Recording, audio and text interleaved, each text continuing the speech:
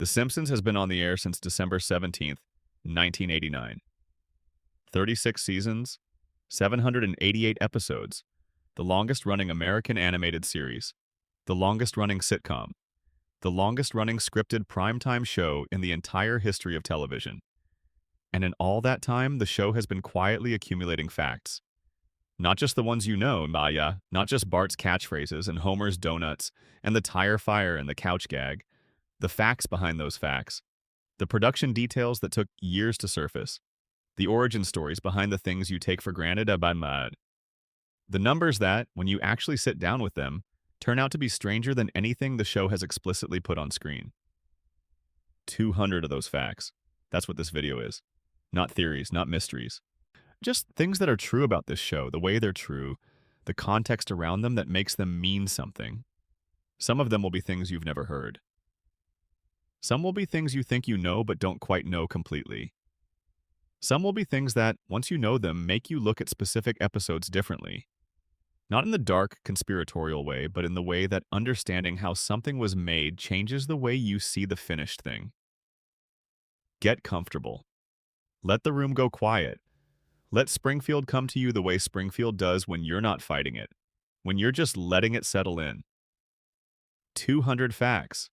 We'll take them slow. Every single one of them is worth the time. Let's start with the beginning. Section 1. Facts about how The Simpsons began. Facts 1 to 20. Fact 1.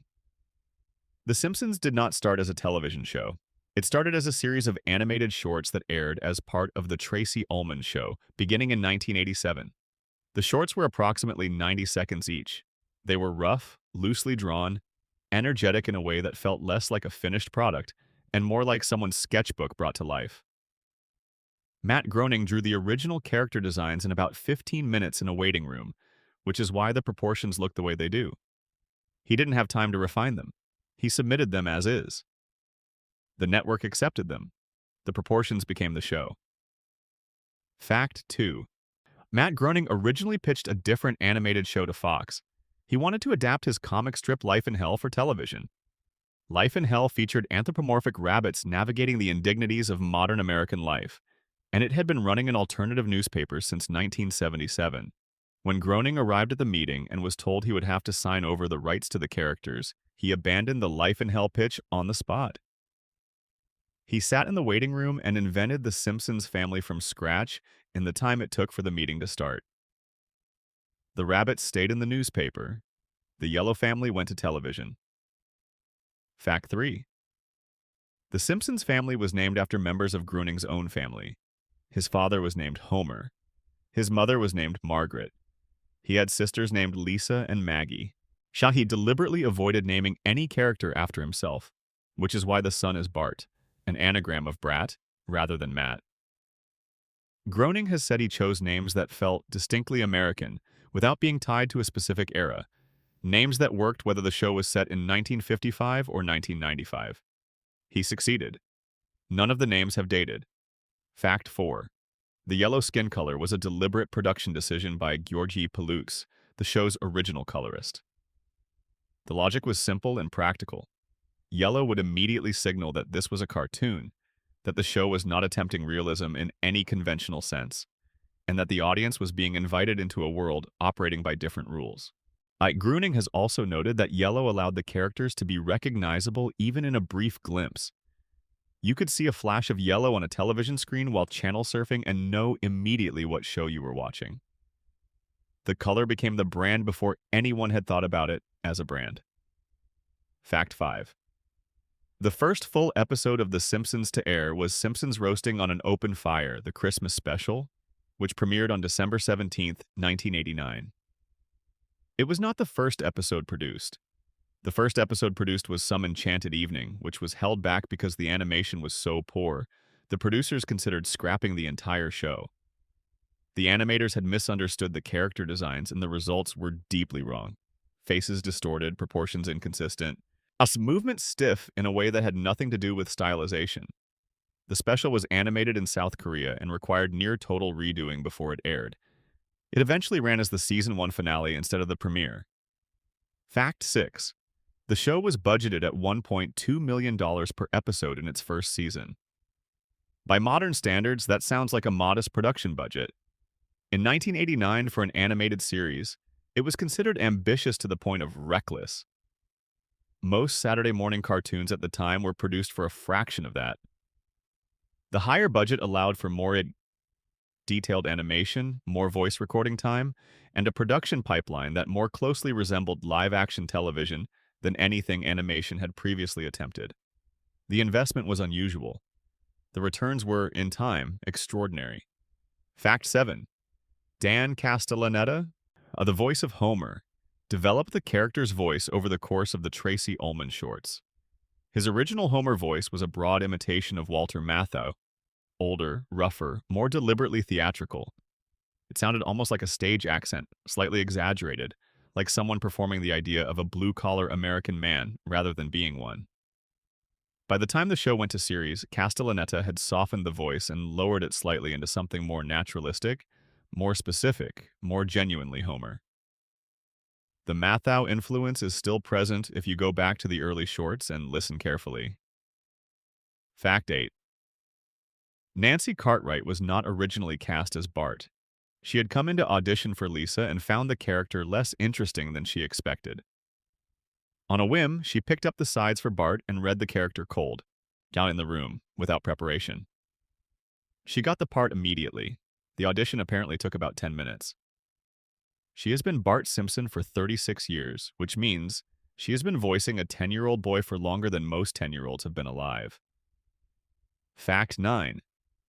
Julie Kavner, the voice of Marge, had already played a character named Brenda Morgenstern on Rhoda, who had a distinctive nasal voice. When she brought a version of that vocal quality to Marge, the producers recognized it as something specific and unusual. Not annoying in the way nasal voices can be annoying, but warm, specific, instantly identifiable. They leaned into it. Kavner has said the voice became more natural to her over time, that after enough years of speaking as Marge, the voice stopped being a performance and started being something she slipped into the way you slip into a coat you've owned for decades. Fact 10. Yeardley Smith, the voice of Lisa, was originally cast as Bart. Her naturally high-speaking voice led producers to try her on the boy character.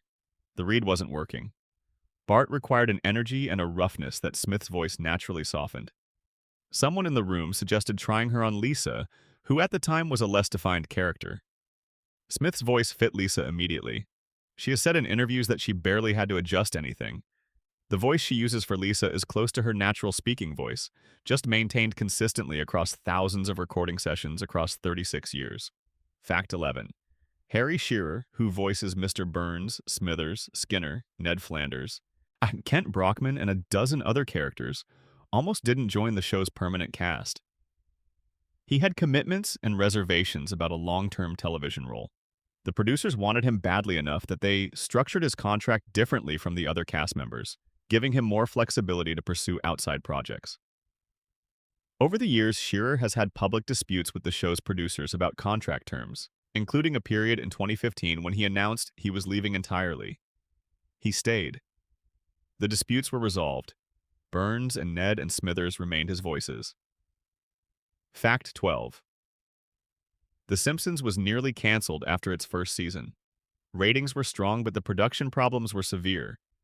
The animation pipeline was in chaos. Episodes were being delivered late. The costs were running over. Fox executives had concerns about whether the show could be sustained at the quality level the network needed. The second season's success resolved most of those questions.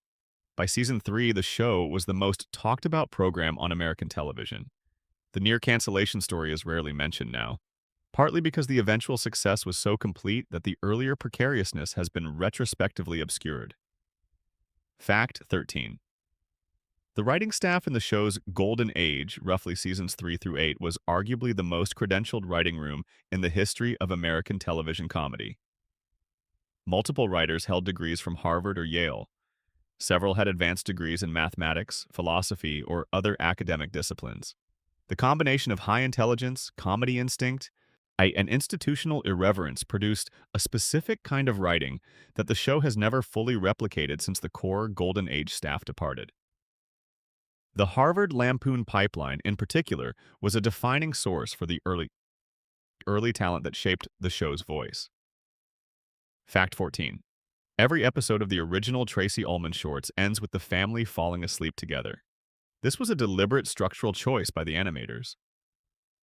The shorts were meant to be vignettes rather than narratives, impressions of a family rather than stories about one.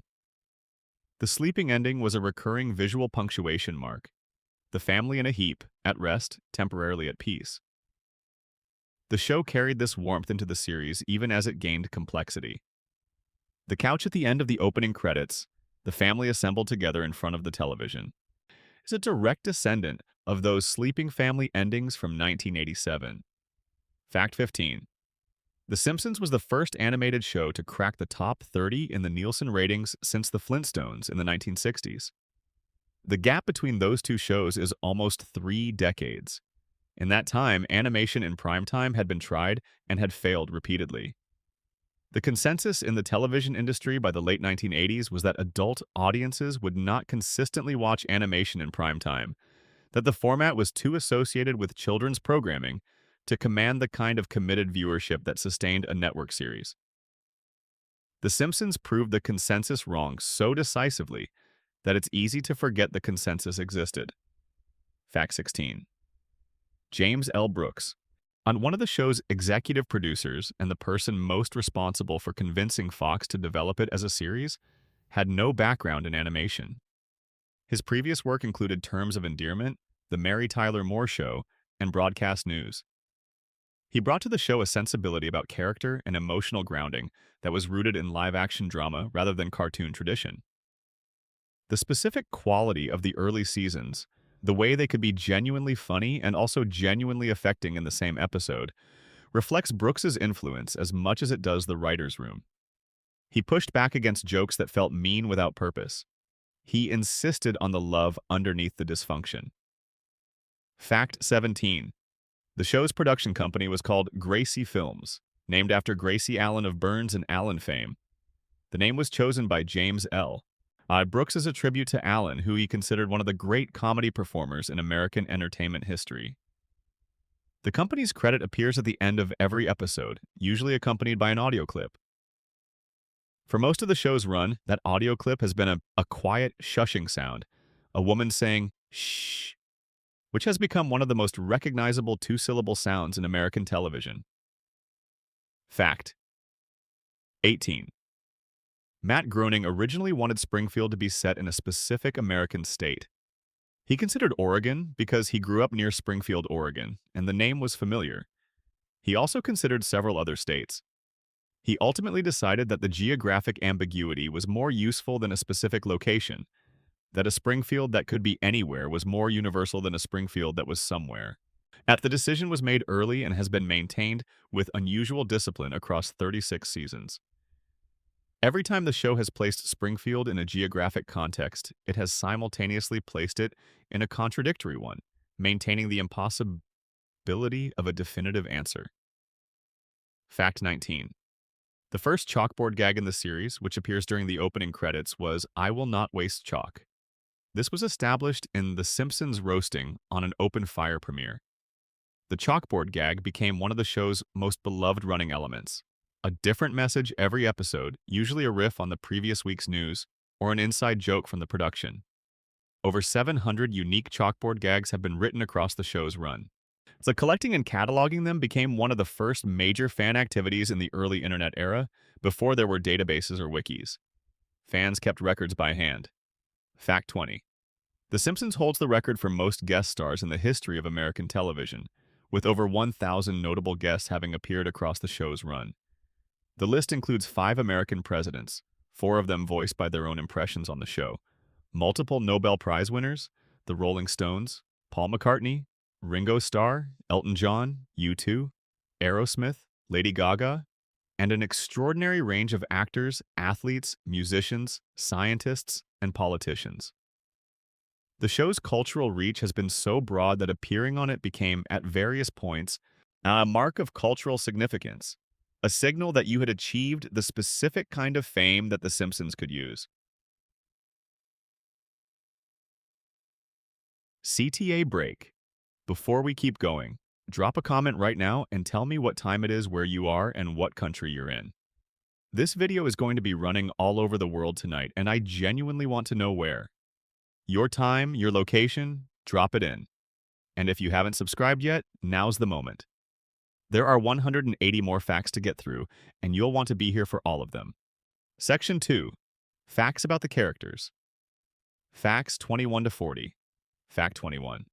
Homer Simpson's full name is Homer J. Simpson. The middle name J was chosen as a tribute to Jay Sherman, a character from the animated show The Critic, which was created by two former Simpsons writers, Al Jean and Mike Rice. Jay Sherman appeared in a crossover episode with The Simpsons in Season 6, and the middle name was quietly installed as a callback. Homer's father's name is Abraham Jebediah Simpson, and his mother's name was Mona Penelope Simpson. The full family naming architecture is more elaborate than most viewers realize. Fact 22. Bart Simpson's full name is Bartholomew Jojo Simpson. The Jojo middle name was introduced as a throwaway joke in a very early episode, and the writers found it so absurd that they committed to it as canonical. Bart, as a name, was chosen specifically because it had no specific cultural associations. It didn't read as a particular ethnicity, class, or region. It felt American and universal. The fact that it's an anagram of brat was intentional and fits the character completely. Fact 23. Lisa Simpson was originally conceived as a supporting character with minimal screen time. In the Tracy Ullman shorts, she was largely interchangeable with Bart as a second troublemaking child. The decision to develop her into the show's moral center and intellectual conscience happened gradually over the first two seasons, as the writers recognized that the specific combination of intelligence, idealism, and perpetual disappointment they were building into her was producing something more interesting than anything they had planned. Her saxophone was added in the second season and quickly became her defining characteristic. Fact 24. Maggie Simpson's name was chosen in part because the name sounds like a baby version of something. Softer, rounder, not quite fully formed. The pacifier was present from the very first character sketches. The specific sound the pacifier makes, the rhythmic sucking that has been part of the show's audio texture for 36 years, was suggested by the sound editor in the first season as a way of keeping Maggie present in scenes where she had no dialogue or visible action. The sound has been reproduced in every episode since, drawn from the same original recording. Fact 25. Mr. Burns's first name, Charles, and his middle name, Montgomery, were chosen to suggest old American wealth, names from the 19th century that carried the specific weight of a certain kind of New England patrician lineage. His age has been stated, implied, and contradicted across dozens of episodes, but the most commonly cited figure places him somewhere between 104 and 130 years old, depending on which episode you use as your reference. The show has never committed to a specific birth year, which allows Burns's historical references to be as impossibly wide-ranging as the writers find useful. Fact 26. Waylon Smithers was originally depicted as black in his very first appearance. The episode was produced before the character's definitive design was locked, and when he appeared on screen, he had darker skin than the show intended. The mistake was acknowledged by the production team, and Smithers was redrawn with the yellow skin that became standard for Springfield's residents. In subsequent seasons, the show very briefly addressed this discrepancy through a meta-joke. Smithers has been a fan favorite for 36 years, partly because the character's devotion to Burns is simultaneously one of the show's funniest dynamics and one of its most quietly tragic. Fact 27. Chief Clancy Wiggum's character was inspired by Edward G. Robinson's gangster film characters, specifically the combination of incompetent menace and cheerful obliviousness Robinson brought to certain roles. Hank Azaria, who voices Wiggum, developed the voice as a direct riff on Robinson and has maintained it across hundreds of appearances. Wiggum's son Ralph, who has become one of the show's most beloved secondary characters, was originally conceived as a generic background child. His specific combination of profound literal-mindedness and accidental profundity emerged episode by episode until he became a character unto himself. Fact 28. Moe Szyslak's backstory has been revised more times than almost any character in the show's history. He has been described as a former child actor, a former boxer, a former competitive swimmer, and a man who grew up under circumstances so varied they cannot be reconciled into a coherent biography. The writers have acknowledged this in the show itself, through jokes about Moe's contradictory past. The incoherence became part of the character. Moe is a man whose identity is provisional and sad in equal measure, and the contradictions in his history mirror the contradictions in his daily life. Fact 29. Sideshow Bob, voiced by Kelsey Grammer, is one of the very few Simpsons characters whose specific cultural references were built around the actor's real biography.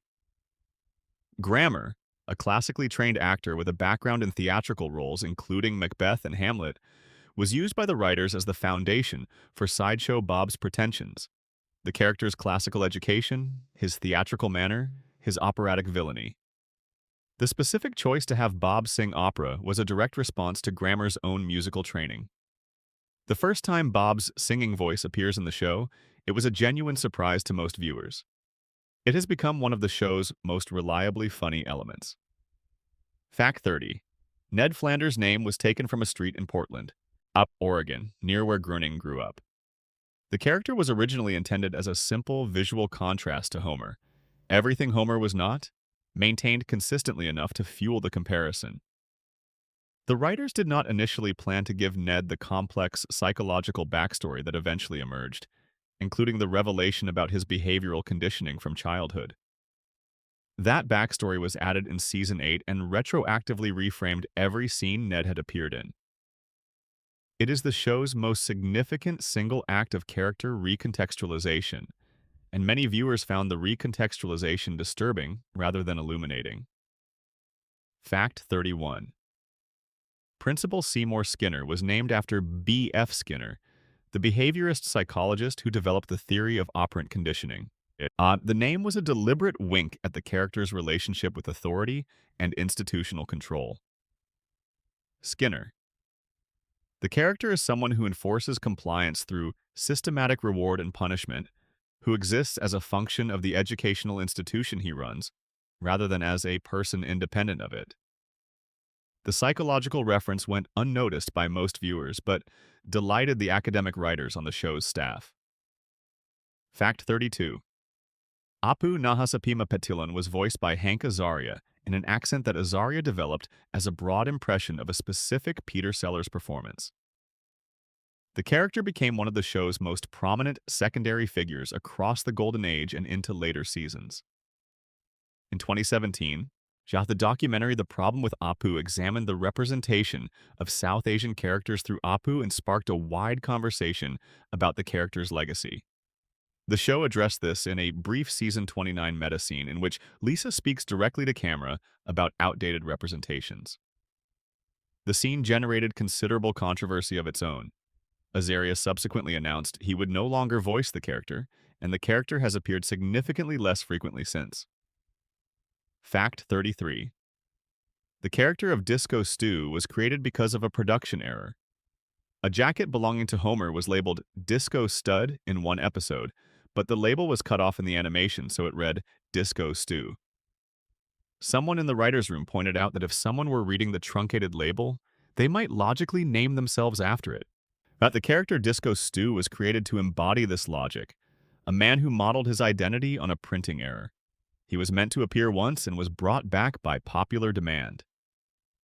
Fact 34. Nelson Muntz's signature laugh, ha ha, was inspired by the bully characters in Charles Schulz's Peanuts strips, specifically the quality of pointed public mockery. The laugh became one of the most recognizable sounds in the show, and one of the most widely used cultural references from the show in everyday American speech. People who have never watched the show use it. People who grew up watching it use it without thinking about where it came from. It entered the language completely, which is something that happens to very few things invented for television. Fact 35. Lady Krusty the Clown was conceived as a darker mirror for Homer. The idea being that Bart idolized someone who was secretly his father's twin in all the ways that mattered. Someone as selfish and self-destructive as Homer, but in the register of celebrity rather than domesticity. Krusty's original backstory, including the estrangement from his rabbi father and the long arc of reconciliation, was developed over many seasons and stands as one of the most emotionally complete secondary character arcs in the show's history. The actor Luke Perry voiced a character in a Krusty-related episode, and the choice was considered particularly apt given Perry's own wholesome television image. Fact 36. The sea captain, whose name is eventually revealed to be Captain Horatio McAllister, but was created as a one-joke character. The gag being that a 19th century maritime archetype was inexplicably present in a contemporary American town. He was not supposed to recur. He recurred across dozens of episodes. The writers have said they brought him back whenever they needed someone to make an observation about the sea that had no logical reason to be made by anyone else in Springfield. The character has accumulated more lore than many characters with significantly more screen time. Fact 37. Professor Frink, Springfield's resident scientist, was directly based on Jerry Lewis's character in The Nutty Professor. The nasal, excited, frenetically intelligent quality that Lewis brought to that character was translated directly into Frink's voice and manner by Hank Azaria. Thus, the character was also meant to evoke Doc Brown from Back to the Future, the lovable, eccentric scientist whose relationship with conventional reality is tenuous at best. Frink has been used across the show's run as a device for introducing science fiction elements into otherwise grounded plots, his presence signaling to the audience that the rules are about to bend. Fact 38. Snake Jailbird, the recurring criminal, has the canonical first name Chester. This is established in a single episode and rarely referenced again. Snake is one of the show's most reliably functional recurring characters. He can appear in virtually any episode to perform any criminal act, and the show does not need to explain why he is there.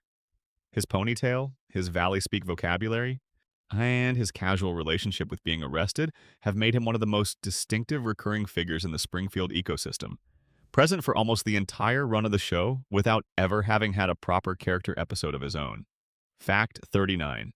Hans Moleman was originally a one-episode character named Ralph Mellish. The name was changed before the episode aired because another production was using a character with a similar name. His distinctive elderly appearance is a design that the show has used simultaneously to make him sympathetic and to use him as a prop for physical comedy. The number of times Hans Moleman has been injured, killed, or placed in mortal danger is one of the highest in the show's history for any non-protagonist character. The show has killed Moleman on screen across multiple canonical episodes and returned him without explanation each time. Fact 40. Groundskeeper Willie was originally written as a supporting character without a nationality. The Scottish accent and character were added in production after the voice actor, Dan Castellaneta in early drafts, settled on a particular quality of working-class European frustration that felt most natural in a Scottish register. Once the character was established as Scottish, the show began building his backstory around that fact, including various references to the Scottish Highlands, Scottish cultural traditions, and a general quality of aggressive outdoor competence that the character has maintained across hundreds of appearances. Section 3. Facts about the writing and production. Facts 41 to 60. Fact 41. The average Simpsons episode takes approximately 8 to 9 months to produce from first draft to broadcast. This timeline includes script development, table reads, revisions, voice recording, animatic production, overseas animation, post-production, and final editing. By the time an episode airs, the writers have usually moved on to producing content for the following season. This means the show is always working in multiple timelines simultaneously. Writers developing stories for season 38 while season 36 is still airing. The production pipeline is one of the longest and most complex in animated television history. Fact 42. The show is animated primarily in South Korea, specifically by companies including Acom Production Company and Film Roman. This has been the case since the earliest seasons. The animation is designed and storyboarded in Los Angeles, then shipped overseas for the frame-by-frame work, then returned for post-production. The overseas animation pipeline was established partly for cost reasons. Korean studios could produce the volume of frames required at a fraction of what domestic production would have cost, and partly because the quality of the Korean animators was genuinely exceptional. The pipeline has been maintained across the show's entire run. Fact 43. Each episode of The Simpsons contains approximately 20,000 individual frames of animation. In the early seasons, these frames were drawn and painted by hand on cells, the transparent acetate sheets that were the standard medium for animation production.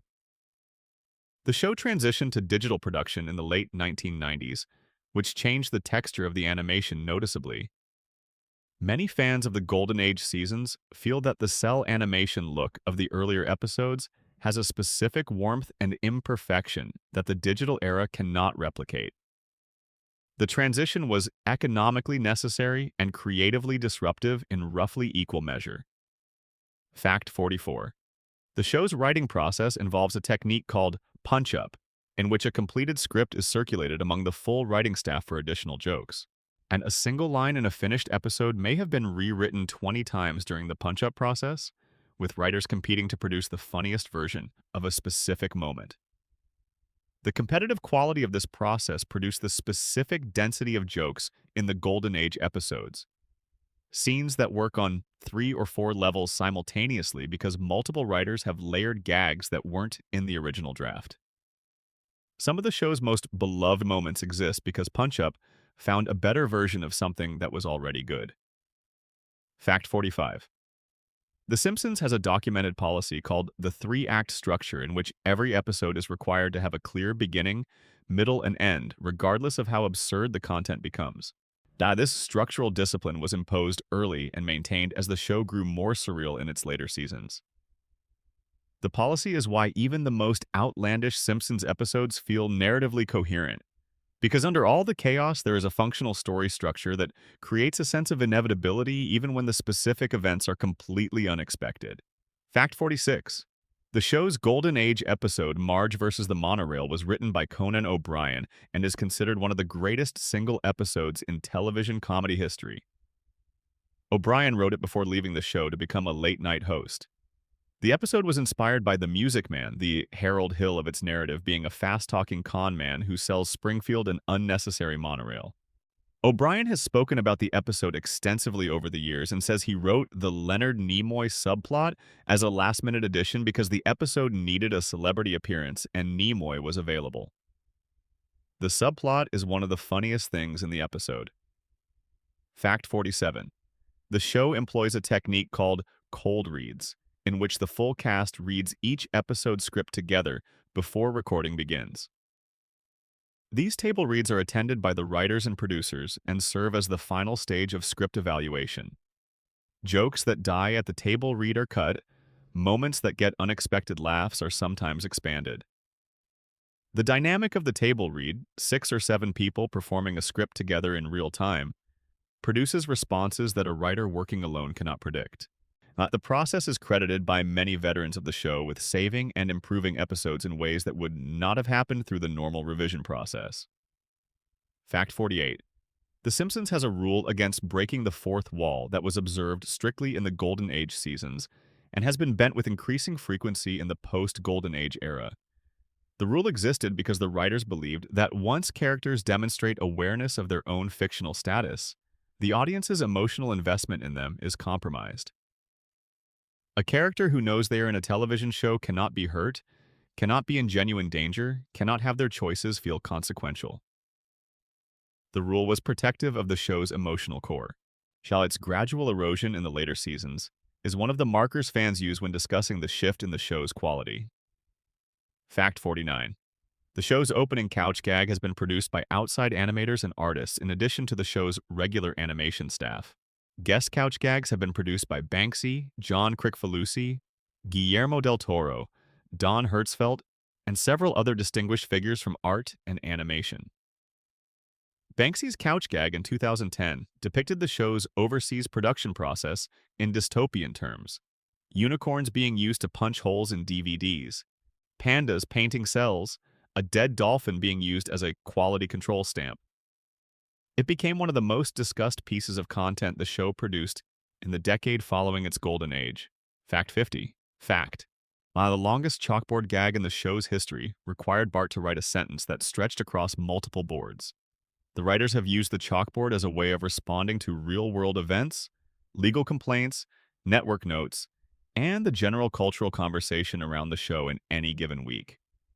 When the show received criticism, the chalkboard often acknowledged it obliquely. When a celebrity died, the chalkboard sometimes served as a tribute.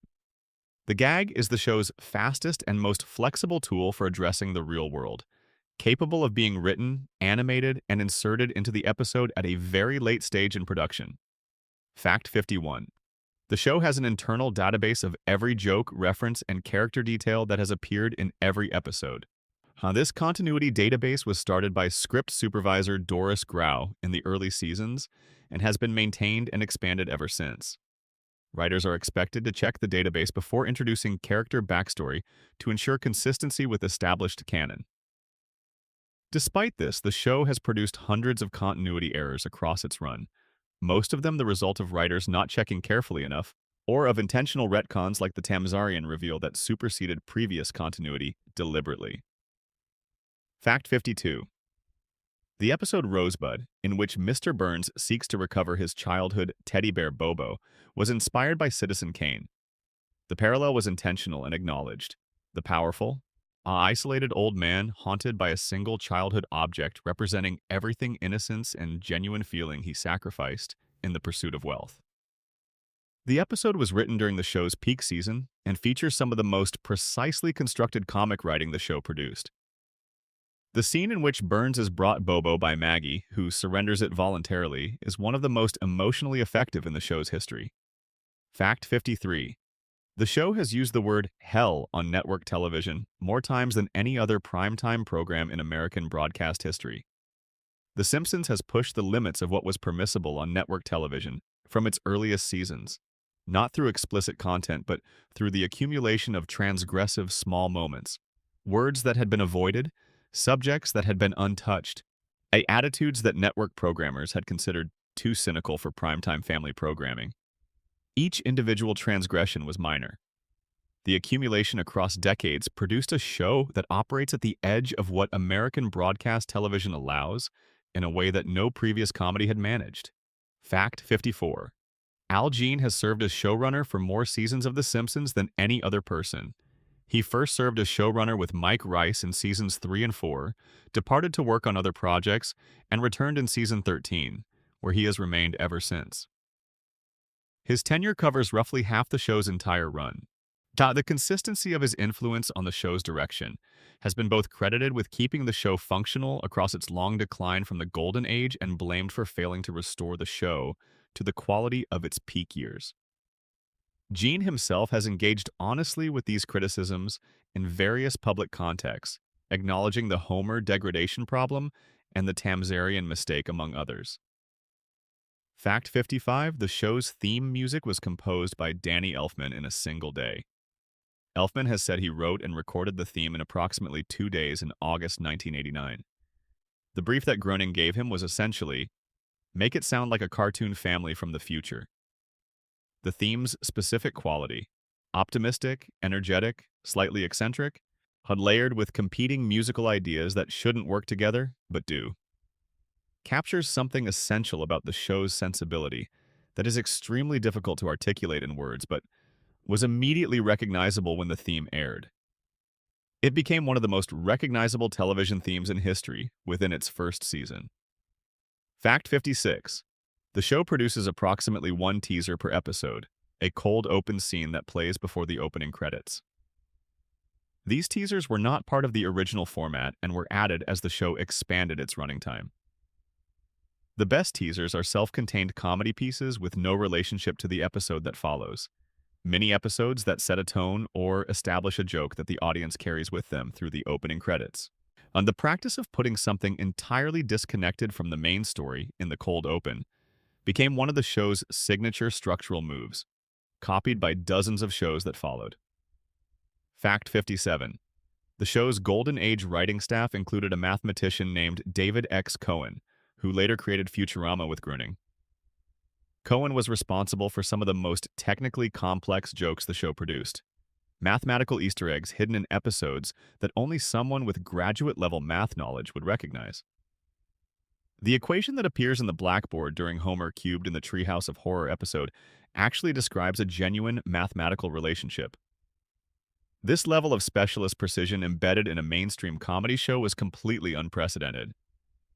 Fact 58. Each episode of The Simpsons has an official production code that follows a specific format. The first two episodes in the production sequence were noted as 7G01 and 7G02, the 7G referring to the seventh floor. G wing of the Fox building where the production offices were located. Homer's job title, Safety Inspector in Sector 7G, was named after the office location. The title was chosen in the first season and maintained across the show's entire run, meaning Homer has spent 36 years working in a sector named after a building floor that no longer exists in the same form. Fact 59. The show has a distinguished tradition of casting real scientists for episodes that touch on science. Stephen Hawking appeared multiple times and was given dialogue that the show worked on with his team to ensure accuracy wherever possible alongside the comedy. The physicists who worked with Hawking on his appearances have described the collaboration as unusual and entertaining. Hawking was apparently delighted by the specificity of the jokes written for him and had strong opinions about which scientific references were too obvious and which were appropriately subtle. Fact 60. The Simpsons movie was in development for approximately 18 years before it was released in 2007. Various scripts were written and abandoned. Various concepts were explored and rejected. The core problem was structural. A movie needed to be bigger than an episode, but the things that made the show great were things that worked best in the episode format. The movie that was eventually made is, by most accounts, the best version of a movie the show could produce, which is to say, it is very good and not quite as extraordinary as the show's best episodes. It grossed $527 million worldwide on a budget of approximately $75 million.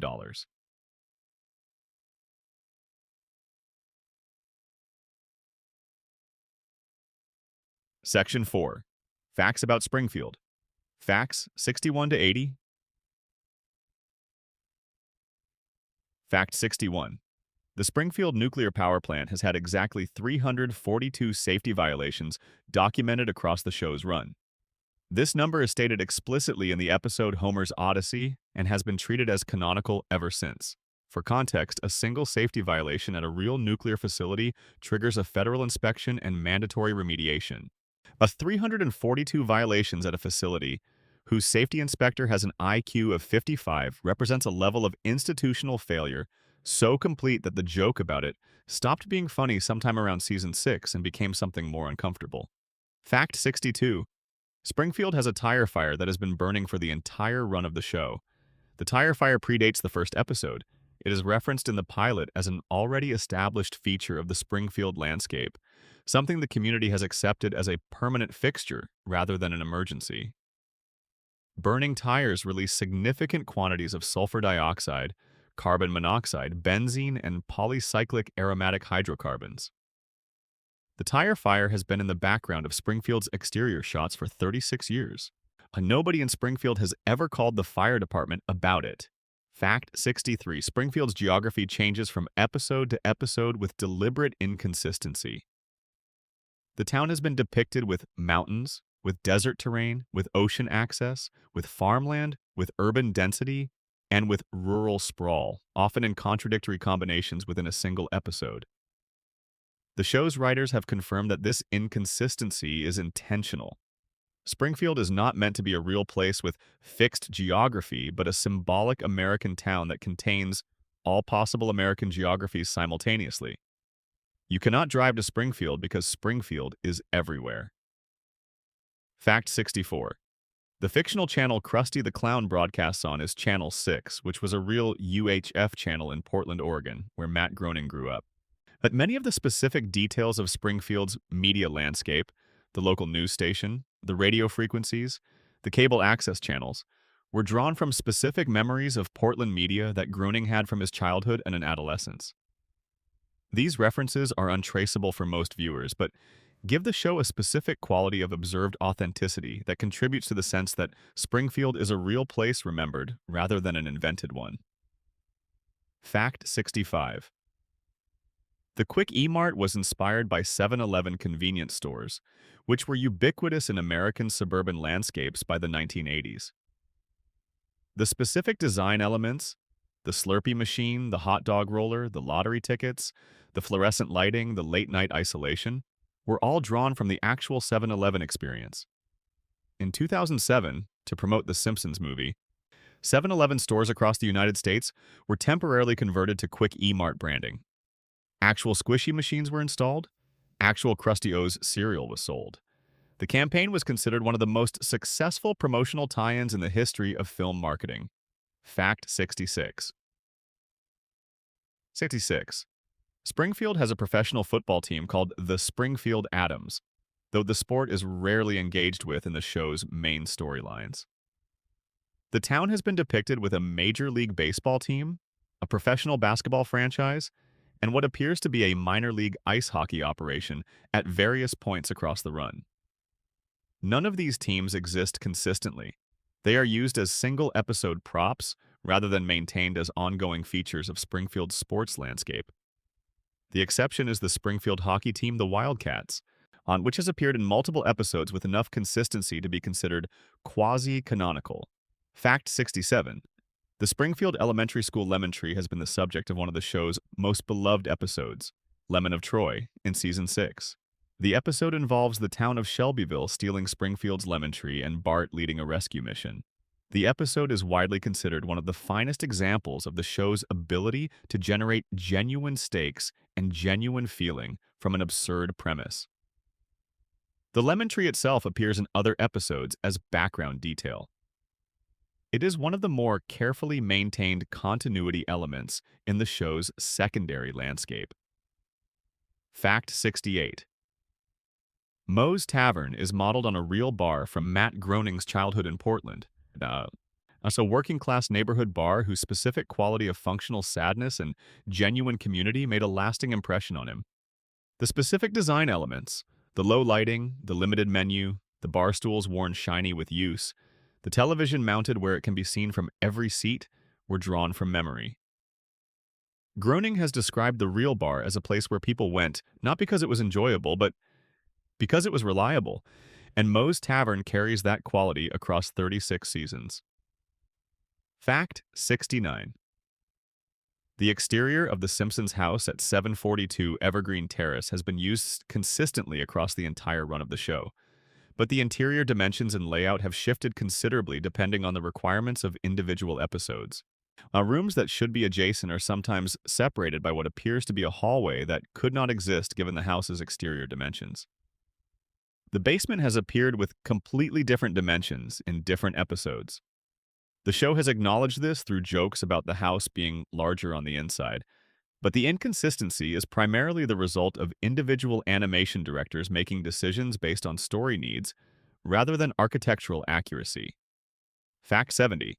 Springfield's nuclear plant is specifically identified as a 2-unit pressurized water reactor facility.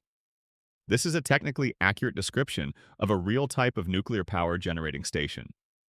The show's writers did genuine research into nuclear power plant operations when designing the facility, which is one reason that Homer's specific failures as a safety inspector are often technically coherent. The things he does wrong are wrong in ways that reflect actual nuclear safety protocols rather than generic cartoon negligence. Fact 71. The town of Shelbyville, Springfield's nemesis and neighboring municipality, was named after Shelbyville, Tennessee, which happens to be a real city. The relationship between Springfield and Shelbyville, depicted most fully in Lemon of Troy, is a parody of the kind of regional rivalry that exists between adjacent American towns. The specific quality of mutual contempt based on proximity rather than genuine difference. The Shelbyvillians look identical to Springfieldians. The rivalry is maintained primarily through tradition rather than through any ongoing substantive disagreement. Fact 72. The show has depicted Springfield being destroyed, flooded, invaded, domed, and rebuilt multiple times across its run, with each catastrophe being forgotten entirely by the following episode.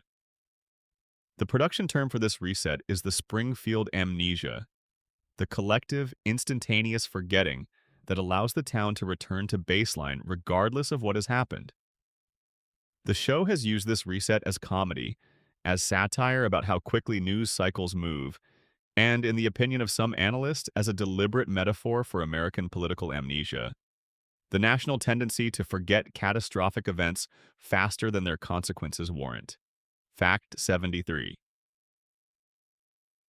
Top 3. The first time a Springfield resident is seen with 5 fingers, rather than the standard 4 is in a Treehouse of Horror segment, where the extra digit is played as horrifying.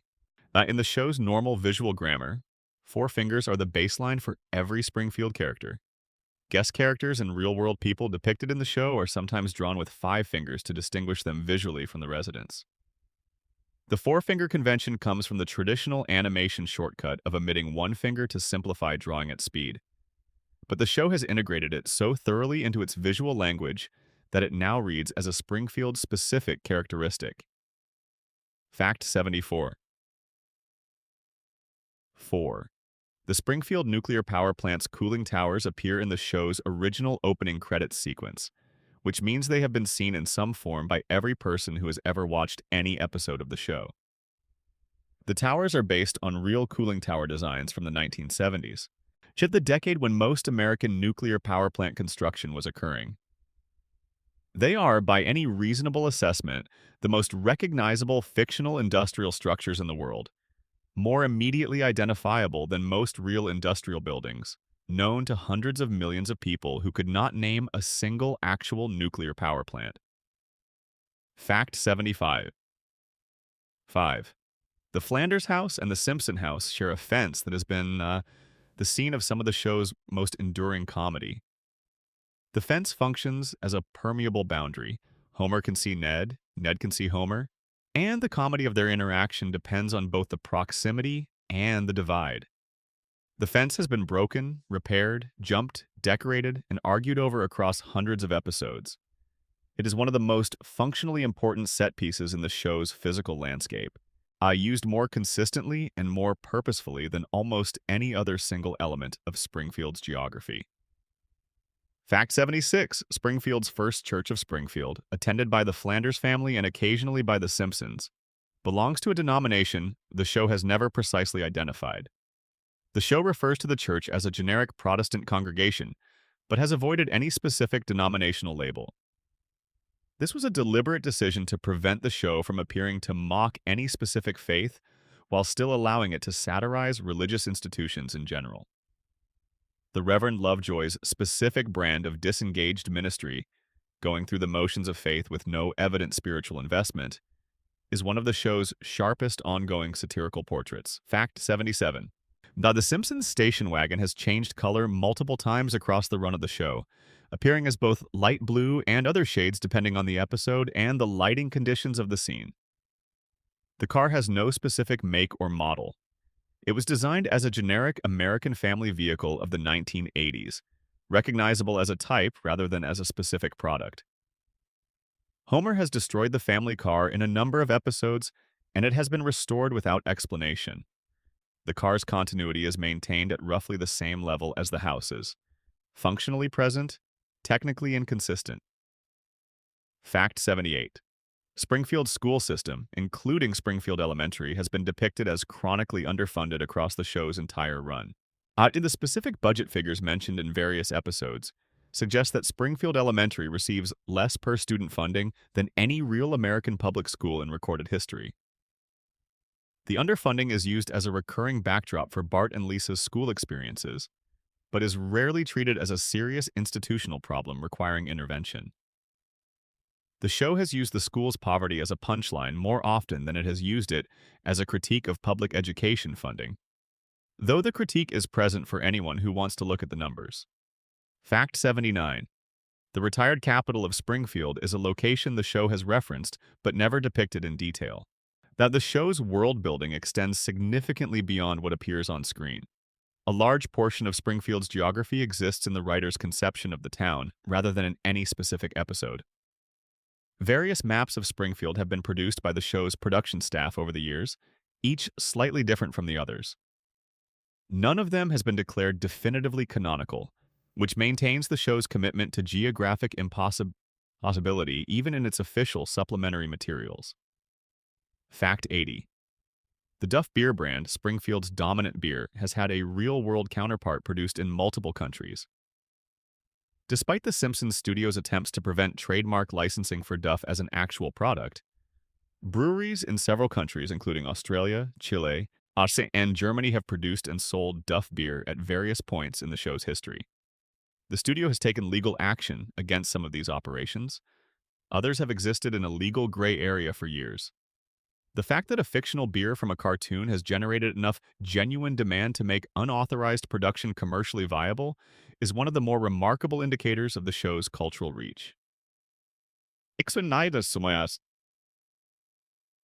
Section 5. Facts about the Golden Age. Facts 81 to 100.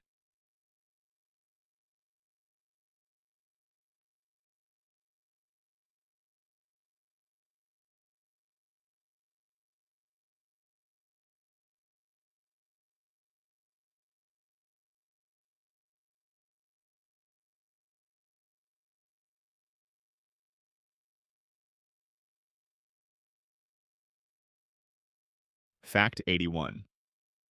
The Simpsons' Golden Age is generally defined by fans and critics as seasons 3 through 8, running from 1991 to 1997.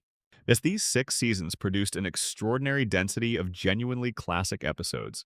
Episodes that are regularly cited in discussions of the greatest television comedy ever produced. The concentration of brilliant episodes in this period is so high that a complete random selection from any of these 6 seasons would reliably produce something extraordinary. The writers who produced this work were operating at a level of collective creative synchrony that few television productions have achieved before or since. Fact 82. Season 4 of The Simpsons is frequently cited as the single greatest season in the show's history. The season includes Marge versus the Monorail, Mr. Plow, Last Exit to Springfield, A Streetcar Named Marge, Camp Krusty, and Itchy and Scratchy and Marge. And any one of these episodes would represent a career highlight for most television writers. Having all of them in the same 22-episode season, at the same quality level, represents something close to a sustained creative miracle. The showrunners for Season 4 were Al Jean and Mike Rice. Fact 83. Last Exit to Springfield in Season 4 is regularly placed at or near the top of critical rankings of the best Simpsons episodes ever made. The episode involves Homer accidentally becoming a union leader while negotiating with Mr. Burns for dental insurance so Lisa can have braces. It contains a note-perfect parody of The Godfather, multiple references to A Hard Day's Night, and a climactic scene parodying How the Grinch Stole Christmas. The density of references, the precision of the jokes, and the genuine emotional stakes involving Lisa's braces combine to produce something that functions simultaneously as parody, satire, and genuinely affecting family drama. Fact 84. The episode Homer at the Bat in Season 3 featured 9 Major League Baseball players, including Roger Clemens, Wade Boggs, Ken Griffey Jr., Steve Sachs, Ozzie Smith, Jose Canseco, Don Mattingly, Darryl Strawberry, and Mike Scioscia, each involved in a different catastrophe that prevents them from playing for the Springfield nuclear power plant softball team. The episode was broadcast during the Major League Baseball season and received significant national attention for the specificity and the genuine comedy of its baseball content. Several of the players involved have cited the episode as one of their favorite public appearances. Fact 85. Cape Fear.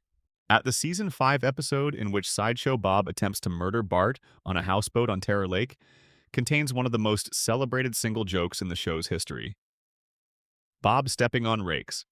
The rake sequence, in which Bob walks across a yard stepping on rake after rake after rake, each one flipping up to hit him in the face, goes on for much longer than comedy convention would suggest is appropriate.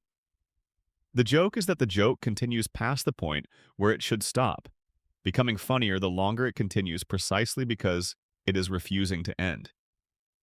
It is a masterclass in timing that student comedy writers still study. Fact 86. Homer's triple bypass in Season 4, in which Homer has a heart attack and requires open-heart surgery, is remarkable for the specific way it manages to be genuinely scary about Homer's medical situation, while never losing its comedy. The episode was written partly in response to public health campaigns about heart disease and was designed to have genuine informational value about cardiac symptoms alongside its comedy. It is one of the rare Simpsons episodes that has been cited by cardiologists as useful popular education about recognizing the warning signs of a heart attack. Fact 87. The episode I Love Lisa in Season 4 is one of the few Simpsons episodes built primarily around a character other than the core Simpson family. Ralph Wiggum's one-sided love for Lisa after she gives him a pity. Valentine is handled with a tenderness and a specificity about the emotional experience of childhood social failure that is genuinely moving. The episode contains one of the show's most quoted lines, "I choose you," which became one of the most commonly referenced Simpsons moments in popular culture and has appeared in countless other contexts over the 3 decades since it aired. Fact 88. The Golden Age writing staff's alumni have gone on to create some of the most successful comedies in American television history. Conan O'Brien created Late Night. Greg Daniels created the American version of The Office and Parks and Recreation. Simon Rich created Man Seeking Woman. Brent Forrester has worked on multiple critically successful shows. David Merkin created Get Smart. The list goes on significantly. The Simpsons writers' room in the early 1990s functions in retrospect as the most productive comedy talent incubator in television history. Fact 89. The episode Treehouse of Horror 4 in Season 5 contains a segment called The Devil and Homer Simpson, in which Homer sells his soul for a donut and must face a jury of history's greatest monsters. The jury includes Benedict Arnold, Lizzie Borden, Richard Nixon, John Wilkes Booth, Blackbeard the Pirate, John Dillinger, and the starting lineup of the 1976 Philadelphia Flyers, notorious for their physically aggressive play style. The 1976 Flyers reference is a pure comedy writer's deep cut, included because the writers found it funnier than any famous historical villain they could have used instead. Fact 90. The episode Lisa's Substitute in Season 2 predates the Golden Age but is one of the earliest examples of the show using its structure to examine something emotionally real. Lisa's crush on her substitute teacher, Mr. Bergstrom, but voiced by Dustin Hoffman under the pseudonym Sam Eddick, is treated with complete seriousness. The feelings are real, the disappointment when Bergstrom leaves is genuine, and the resolution, in which Lisa finds a note Bergstrom has left her saying, "You are Lisa Simpson," is one of the show's most affecting moments. It established the emotional range the show would develop more fully across the Golden Age. Fact 91. The Itchy and Scratchy Show, the ultra-violent cartoon within the cartoon, was directly inspired by the public debates about violence in children's television that were ongoing throughout the 1980s and early 1990s. The show's creators deliberately designed Itchy and Scratchy to be more violent than anything actually appearing on children's television at the time. To test the hypothesis that cartoon violence is inherently harmless, or more precisely, to satirize the moral panic around the question. Itchy and Scratchy is funny partly because it is so much more violent than anything it could be accused of actually causing. Fact 92. The episode Lisa the Iconoclast in Season 7, in which Lisa discovers that Springfield's founder, Jebediah Springfield, was a murderous pirate, is one of the show's most sophisticated examinations of the relationship between historical myth and community identity. Lisa's decision at the end of the episode to preserve the lie because Springfield needs its myths more than it needs the truth is one of the show's most morally complex conclusions.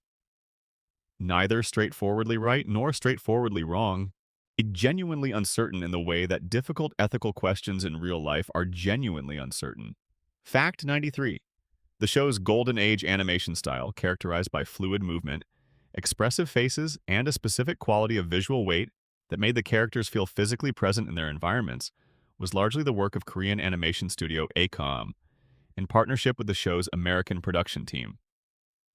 The specific look of the Golden Age was achieved through a combination of the high quality of the overseas animation and the oversight of the American directors and producers, who maintained consistent visual standards across hundreds of episodes.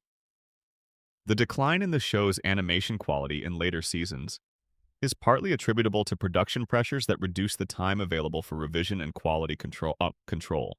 Fact 94. The guest star system reached its apex during the Golden Age.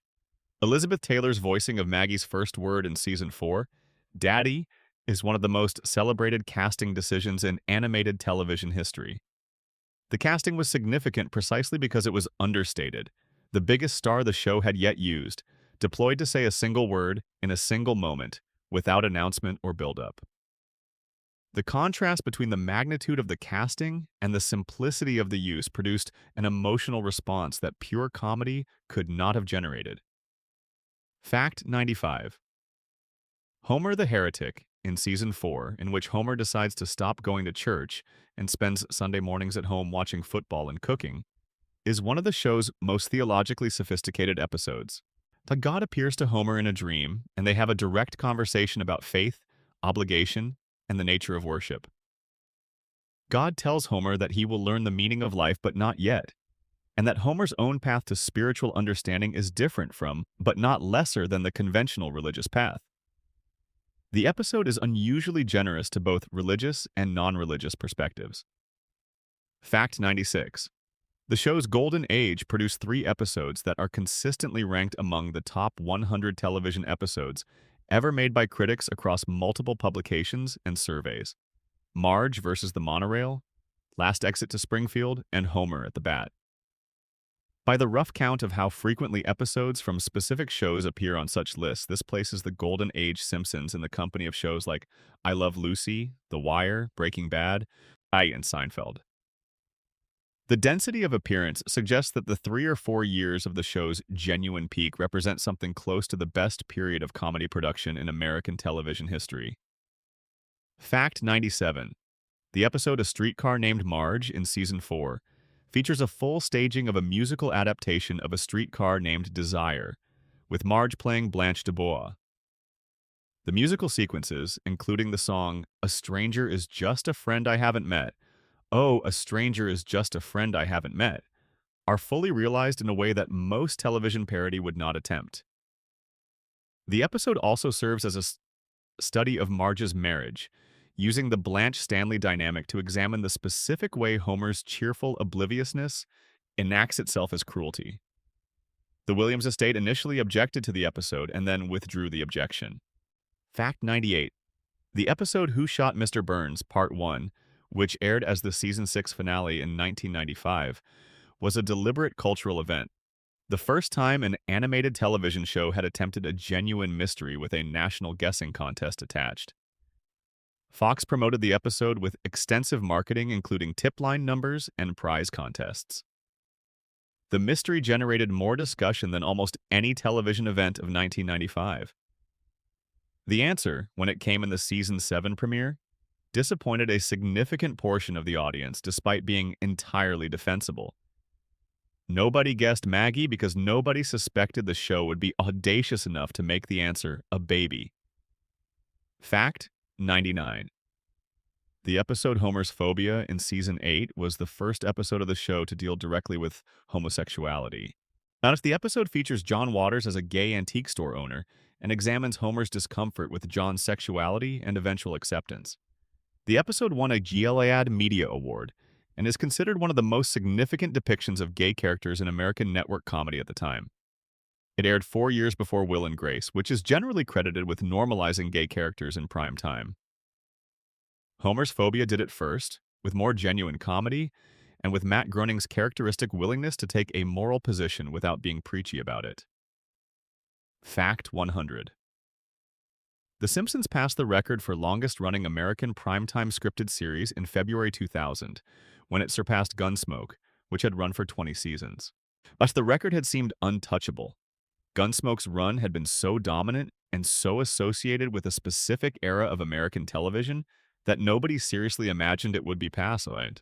The Simpsons not only passed it, but has continued past it by 17 more seasons, extending the record to a point that makes it likely to stand for generations. The second longest-running animated primetime series is Family Guy, which has still not reached a third of The Simpsons' total episode count. Section 6. Facts about the music. Facts 101 to 120. Fact 101. Alf Clausen served as The Simpsons' primary composer for 30 years, from Season 1 through Season 28. That he was responsible for the score of approximately 560 individual episodes, making him one of the most prolific composers in American television history. Each episode was scored with original music. Clausen did not use stock or library music, but composed specifically for each scene. He was replaced in season 29 by a rotating roster of composers, a change that was made without public explanation. Clausen subsequently filed a wrongful termination lawsuit, citing age discrimination. Fact 102. The show has produced more original music than any other television program in history. Beyond the episode scores, the show has created hundreds of original songs for characters, musical episode sequences, and parody pieces. These songs range from Homer's single Do the Bartman, which reached #1 in the UK charts in 1991, as to fully staged musical numbers within episodes. The breadth of musical styles covered by the show, classical, jazz, rock, country, gospel, opera, hip-hop, pop, is extraordinary for a production whose primary identity is comedy. Fact 103. Do the Bartman was co-written by Michael Jackson, who was not credited at the time because his contract with Sony Music prevented him from crediting himself on work for other labels. Jackson had been involved with the show as a pseudonymous voice actor in Stark Raving Dad, and his involvement with Do the Bartman was similarly uncredited during the song's commercial run. The song's Jackson connection was not publicly confirmed until years after its release, though it was widely rumored in the music industry from the beginning. Fact 104. The episode Homer's Barbershop Quartet in Season 5 is a direct parody of the Beatles' career arc. Homer, Barney, Apu, and Skinner form a barbershop quartet called the B-Sharps that follows the exact trajectory of the Beatles from Liverpool club act to global phenomenon to artistic experimentation to acrimonious breakup. The episode features a note-perfect recreation of the famous rooftop concert, with Barney's Japanese conceptual artist girlfriend standing in for Yoko Ono. George Harrison appeared in the episode as himself, reportedly because he found the Beatles parody genuinely funny. Fact 105. The song Monorail, written for the Marge vs. the Monorail episode, is considered one of the greatest comic songs in television history. It was written by Conan O'Brien and is based on the Music Man's famous Trouble in River City showstopper.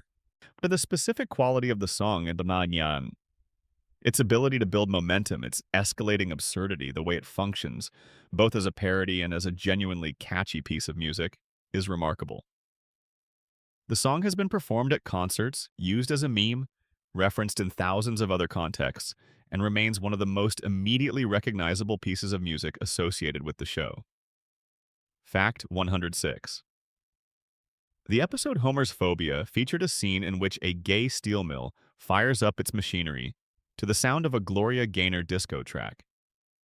The scene is one of the most joyful sequences in the show's history, and one of the most unambiguous affirmations of gay culture the show produced in its golden age.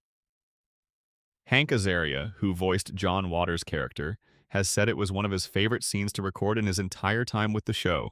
Fact 107. Danny Elfman's original Simpsons theme has been recorded by more cover artists and arranged in more styles than virtually any other television theme in history. There are jazz arrangements, metal versions, classical adaptations, folk reinterpretations, and purely electronic versions. Each arrangement works because the original melody is so strong. The tune functions across styles because it was written with a genuine melodic intelligence, rather than as a pastiche or an easily recognizable hook. Elfman has described it as one of his most satisfying compositions, precisely because of how well it has held up across the decades. Fact 108. The show used a live orchestra to record its scores throughout Alf Clausen's tenure. This was unusual for animated television. Most cartoon scoring by the late 1990s had moved to synthesized or hybrid arrangements that reduced the need for live musicians. Clausen insisted on live recording for the quality it produced and for the specific expressiveness that human performers bring to comedy timing that synthesizers cannot replicate.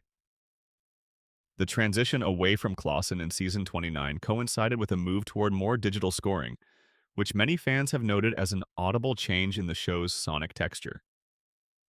Fact 109. The character of Sideshow Bob has sung opera in multiple episodes.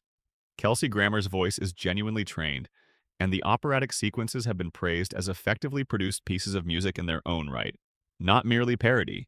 But the choice to give a recurring cartoon villain legitimate musical ability is characteristic of the show's approach to its characters. Even the most one-dimensional figures are given moments of genuine human complexity that exist outside the jokes. Bob's singing is one of the most memorable examples. Fact 110. The Simpsons has had its theme played by orchestras at major concert venues around the world as part of formal Simpsons-related concert events. These events, in which full orchestras perform the show's music while episodes play on screens, have sold out venues including Royal Albert Hall in London and Carnegie Hall in New York. But the concerts represent an unusual cultural validation. The music written for a cartoon about a dysfunctional American family being performed in some of the world's most prestigious concert halls by musicians who trained in classical traditions. Fact 111. The episode Bart Sells His Soul in Season 7 contains the song Nearer My God to Thee Arrange and performed a cappella by the children of Springfield Elementary. The scene is one of the most unexpectedly moving in the show's history. The voices, the text, the specific quality of children singing seriously in an empty church produce an atmosphere that has no comedy in it at all.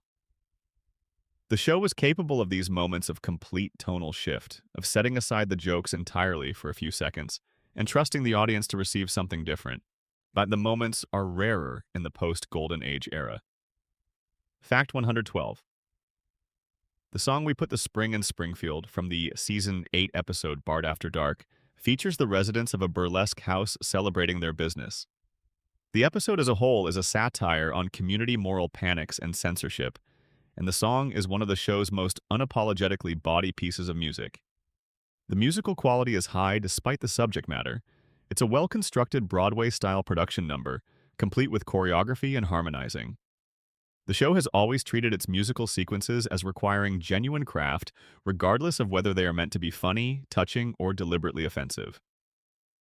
Fact 113. Bleeding Gums. Murphy, the jazz musician and Lisa's musical mentor, had died in Season 6 in an episode whose emotional honesty about grief is among the most affecting things the show produced in any season. The character had appeared only a handful of times, but the show had built enough emotional architecture around him, enough of Lisa's relationship with music had been filtered through his presence, that his death registered as a genuine loss. The jazz saxophone music that plays over the episode's closing moments is one of the most beautiful pieces of music in the show's history. Fact 114. The opening credits saxophone solo that plays during the pan down from the clouds has been performed by a real studio musician since the show's first season. The specific musician has changed across the show's run, but the solo has been maintained as a live performance rather than a reproduced recording. The tune was written to suggest the sound of a lonely, inventive teenager. The kind of playing that implies someone working through their feelings with an instrument rather than performing for an audience. It establishes Lisa's character in 8 seconds of music before the show has shown you anything about who she is.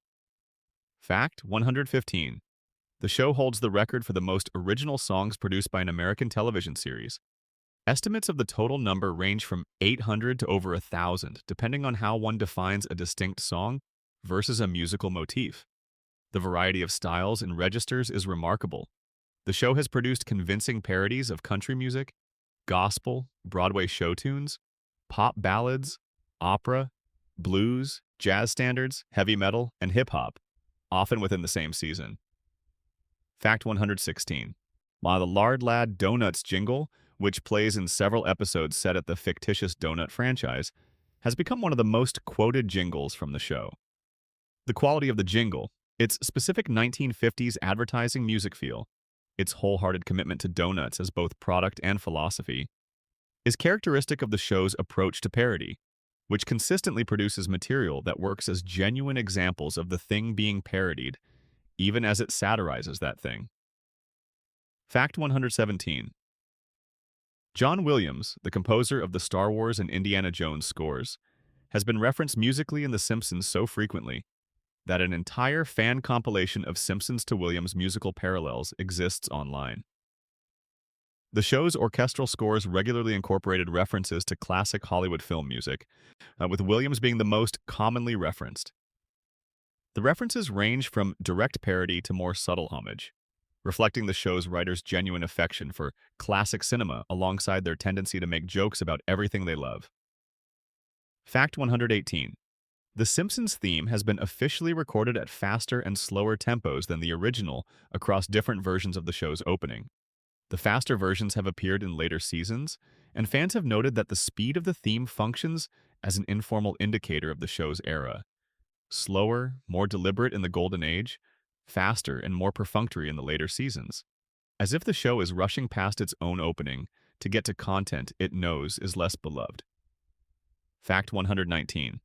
The Springfield Gay Pride Parade depicted in a Season 14 episode that contains a musical sequence that was reportedly the most expensive single musical production in the show's history to that point. The episode's production budget was significantly higher than the standard per-episode cost, primarily because of the musical numbers. The sequence has been described by the show's music team as one of the most complex pieces of music production they undertook in any episode. Fact 120. The barbershop quartet format used in Homer's Barbershop Quartet was specifically chosen because barbershop harmony is one of the most recognizable and nostalgically resonant American musical forms. The choice allowed the show to simultaneously parody the Beatles, celebrate American musical tradition, and examine the specific male camaraderie of musical performance, the way singing together creates a bond between people who would not otherwise have meaningful connection. The episode contains more genuine feeling about male friendship than almost anything else in the show's run. Section 7. Facts about the show's cultural impact. Facts 121 to 140. Fact 121. The word cromulent, coined in the Season 7 episode Lisa the Iconoclast, has entered common English usage. A character uses it to mean something like valid or appropriate. The show invented the word to satirize the way authoritative-sounding language is used to lend credibility to weak arguments. But the word is now used seriously by people who are entirely unaware it was invented for a cartoon. Its entry into everyday vocabulary is one of the clearest examples of the show's influence on American language. Fact 122. Ambiguan, another invented Simpsons word from the same episode as cromulent, has also entered common use. The word means to make larger or to expand. Marvel Comics used it as a catchphrase for the superhero America Chavez. It was added to the Merriam-Webster dictionary in 2018. The dictionary's official blog acknowledged the word's origins in The Simpsons. The addition of a word invented for a cartoon joke to the official American dictionary is the kind of cultural impact that very few pieces of entertainment have achieved. Fact 123. The show has been cited as an influence by more comedians, writers, and filmmakers than any other single television program in the history of American entertainment. The list of people who have credited the show as a formative influence includes Edgar Wright, Trey Parker, Matt Stone, Seth MacFarlane, Judd Apatow, Amy Schumer, Mindy Kaling, and thousands of others working across comedy, film, and television. The specific things they credit are consistent: the density of the jokes, the willingness to trust the audience's intelligence, the emotional grounding beneath the absurdity, and the specific quality of simultaneous reverence and irreverence toward American culture. Fact 124. The Simpsons is broadcast in more countries than any other American television program. As of the most recent publicly available data, the show airs in approximately 160 countries and has been dubbed into more than 50 languages. The specific challenges of translating the show, its pop culture references, its wordplay, its cultural specificity, have produced a body of translation scholarship. Some countries have developed entirely different sets of references that work within their own cultural context. In some markets, Homer's Donut has been replaced with a regional food. In others, Homer's beer brand has been changed to a local equivalent. Fact 125. The show changed how networks deal with animation in prime time. Before The Simpsons, the conventional wisdom was that animation could not sustain adult viewership in prime time across a full broadcast season. After The Simpsons, animation became a viable primetime format and spawned Family Guy, South Park, A King of the Hill, Futurama, Archer, Bob's Burgers, and dozens of other successful adult animated series. The show did not just succeed in a market that didn't exist. It created the market and defined the terms on which subsequent shows would compete within it. Fact 126. The Homer Simpson dough produced by Dan Castellaneta as a softened version of a Laurel and Hardy annoyance expression was added to the Oxford English Dictionary in 2001. The OED's entry defines it as an exclamation used to comment on a foolish or stupid action, especially one's own. The dictionary cites Homer as the primary contemporary source of the expression, though it notes that the sound existed in earlier forms. The OED inclusion made Doe the first cartoon exclamation to receive a dictionary entry in the publication's history. Fact 127. The show has been referenced in academic papers across disciplines including sociology, philosophy, economics, political science, theology, linguistics, and media studies. A significant scholarly literature has developed around the show. There are courses at major universities taught around the show's content. The Simpsons and Philosophy, an academic collection of essays examining the show through philosophical frameworks, became a bestseller and has been used as a course text. The show has generated a volume of serious academic engagement that is unique among American television comedies. Fact 128. The Simpsons episode Bart Gets Hit by a Car, in which Homer attempts to sue Mr. Burns for the accident, is widely cited in American law schools as an example of how plaintiffs sometimes exaggerate injury claims. The episode is used in tort law courses because it depicts the process of medical examination, damages calculation, and witness testimony so accurately that it functions as a useful teaching tool. Legal scholars have published papers on the show's treatment of legal themes. Its satirical accuracy about American legal culture is remarkable for a cartoon. Fact 129. President George H.W. Bush publicly criticized The Simpsons in 1992, saying he wanted American families to be more like the Waltons and less like The Simpsons. The show responded with a special episode that directly addressed the criticism, with Bart saying The Simpsons are just like the Waltons. Both families are praying for an end to the Depression. The exchange became one of the most quoted moments of cultural commentary from that year. It established the show's willingness to engage directly with political criticism on its own terms and to win the exchange. Fact 130. The show's popularity has been studied by psychologists interested in what it reveals about how people process comedy, social commentary, and character development. Research has shown that audiences who are introduced to complex moral situations through comedy are more open to reconsidering their initial positions than audiences who encounter the same situations through serious dramatic treatment. The Simpsons has been used as a research tool in studies of political attitude formation, moral reasoning, and the relationship between entertainment and social understanding. Fact 131. Springfield has been used as a teaching case study in urban planning courses because the show's depiction of a mid-sized American city contains many accurate observations about how such cities are organized, how they fail, and how their residents relate to their built environment. The tire fire, the nuclear plant, the underfunded school, the political corruption, all of these are recognizable features of actual mid-sized American cities with specific parallels in real urban planning literature. The show produced an accurate portrait of a specific kind of American dysfunction without ever setting out to be a documentary. Fact 132. The show's prediction of a Donald Trump presidency in the year 2000 episode Bart to the Future became one of the most shared pieces of Simpsons content in the show's history following the 2016 election. But the specific mechanism of prediction, not prophecy but extrapolation, following a visible cultural trajectory to its logical conclusion, is a useful illustration of how satire works. The writers were not predicting the future. They were reading the present more carefully than most people did, and describing the most probable next development. The distinction matters. Fact 133. The Simpsons' influence on visual comedy is enormous and largely unmeasured.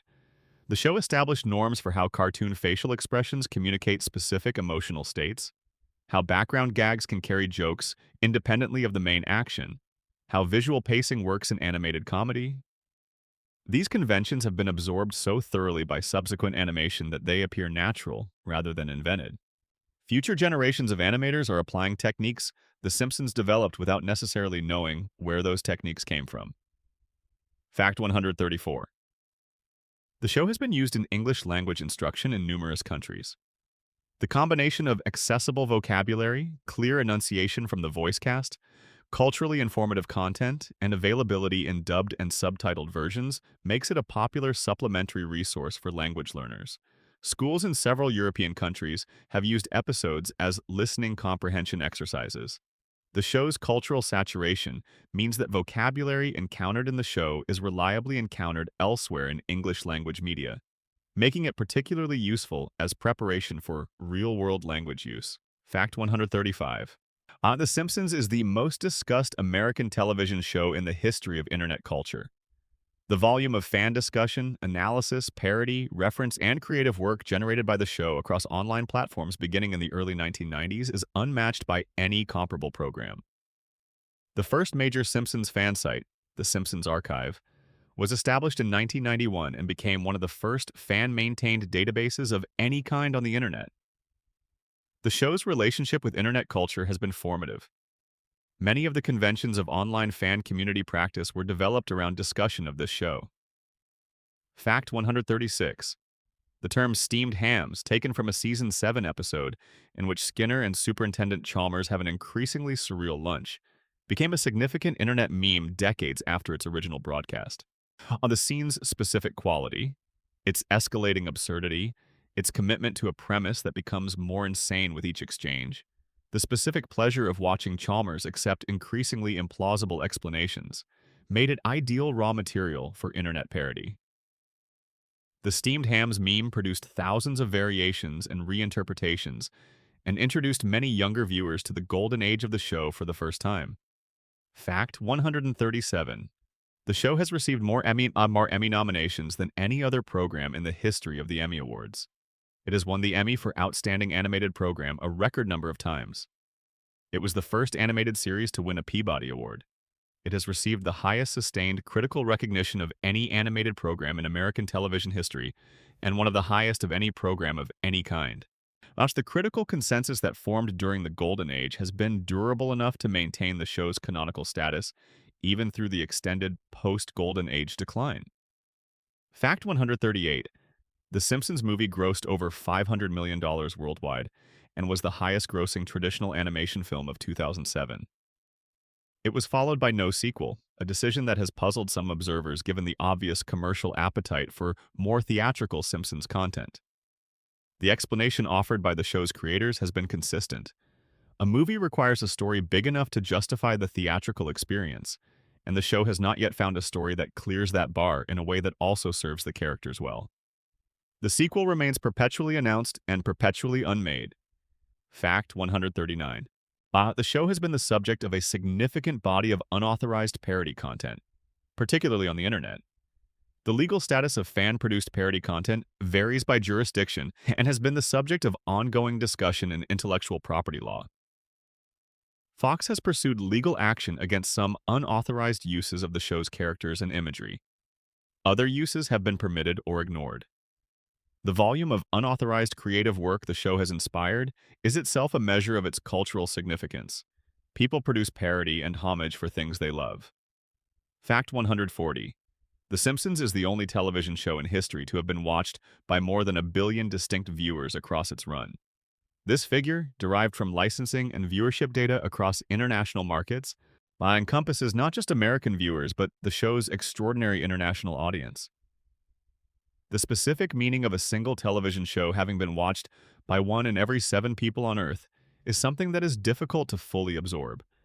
It represents a shared cultural reference point of a kind that very few human-created things have ever achieved. Section 8. Facts about specific, memorable moments. Facts 141 to 160. Fact 141. The couch gag in the opening credits has been produced in a different version for every episode since Season 1. Hundreds of distinct couch gags have been made across the show's run. Some last 2 seconds, some last several minutes. Some have been produced by outside artists and animators, and are among the most avant-garde pieces of animation the show has ever broadcast. The longest couch gag in the show's history runs for approximately 4 minutes and involves an extended anime-style battle sequence that has nothing to do with the episode it precedes. Fact 142. The Treehouse of Horror episodes, which air annually around Halloween, are the only episodes in which the show's characters can be killed on screen and remain dead within that episode. The Treehouse segments exist outside the show's normal continuity, which allows the show to do things in them that would be impossible in the main timeline. The segments have been used to parody horror films, science fiction, classic literature, folklore, and urban legends. While the Treehouse format has produced some of the show's most original and formally adventurous work, including the Don Hertzfeldt couch gag that is simultaneously one of the funniest and most existentially disturbing pieces of animation the show has ever broadcast. Fact 143. The scene in which Homer is strangling Bart, one of the show's most frequently repeated visual gags, was actually toned down significantly from the version that appeared in the original Tracy Ullman shorts. In the shorts, the strangling was rougher and more violent in its animation. When the show moved to series, the specific quality of the violence was softened to make it read as affectionate rather than genuinely threatening. The gag has been reproduced hundreds of times across the series and has never once been played as anything other than comedy. Fact 144. The Stonecutters song from the Season 6 episode Homer the Great, in which Homer joins a secret society, is one of the most frequently quoted songs in the show's history. The song's listing of things the Stonecutters do, who makes Steve Guttenberg a star, who keeps Atlantis off the maps, is a masterpiece of accumulating absurdity. Paul Anka's cameo in the episode, in which he is revealed as a stonecutter who wrote the group's anthem, is one of the show's most successful celebrity integrations. Fact 145. The scene in which Bart prank calls Moe's Tavern asking for various men with names that form crude phrases is one of the most extended running gags in television comedy history. The gag has been reproduced so many times across so many seasons that it has its own internal history. Certain calls are considered classics. Its specific formulations are judged more or less successful. The gag eventually inspired a real-world prank call epidemic at bars across the United States, with callers trying to replicate the Simpsons calls on actual bartenders. Fact 146. The episode Homer's Enemy, in which the competent worker Frank Grimes dies because the universe refuses to punish Homer for his incompetence, was considered too dark by some members of the show's writing staff when it was pitched. The episode's ending, in which Homer falls asleep at Grimes's funeral and the mourners laugh, was specifically flagged as potentially cruel rather than funny. The decision to proceed with it as written produced one of the show's most memorable moments and also one of its most uncomfortable. The discomfort and the comedy were inseparable from each other. Fact 147. The scene in the Springfield Files in which the alien turns out to be Mr. Burns undergoing medical treatment is one of the show's most satisfying reveal structures. The episode had been built as an X-Files parody for its entire runtime, with Mulder and Scully appearing as fully realized guest characters, and the reveal at the end works on multiple levels simultaneously. As a joke about the banality of the supernatural, as a reveal that recontextualizes everything that came before, and as a characterization of Burns whose treatment keeps him alive 1 week at a time. David Duchovny and Gillian Anderson voiced their own characters, and reportedly enjoyed the production enormously. Fact 148. The Flaming Moe episode in Season 3 contains the best single piece of Cheers parody in the show's history. The sequence in which Moe's bar becomes a trendy celebrity hotspot, complete with a theme song that is a direct parody of the Cheers theme, was written partly as a tribute and partly as a gentle mockery of the show that occupied the same cultural space The Simpsons was beginning to occupy. The episode also contains Aerosmith's first television appearance in years, which was arranged partly because the band members were genuine fans of the show. Fact 149. The scene in which Homer discovers a crayon in his brain, explaining his low IQ in the Season 12 episode HOMR, is one of the show's most unusual and emotionally resonant premises. The idea that Homer's stupidity is not constitutional, but the result of a specific physical impediment, and that removing the impediment makes him miserable, and that he chooses to restore the impediment rather than live with the clarity it provides, is a piece of characterization that works on multiple levels. It's funny and it's sad, and the sadness is not resolved by the comedy. Fact 150. The episode where Bart sells his soul to Milhouse for $5 and then spends the episode in existential distress as strange things begin to happen to him. His breath no longer fogs in cold air, automatic doors refuse to open for him, is one of the show's most philosophically interesting pieces of content for children. The episode takes the concept of a soul seriously enough to explore what its absence would mean, without being either dogmatically religious or dismissively secular about the question. Lisa's response to Bart's crisis, her quiet, private prayer that his soul be returned, is one of the show's most tender moments. Fact 151.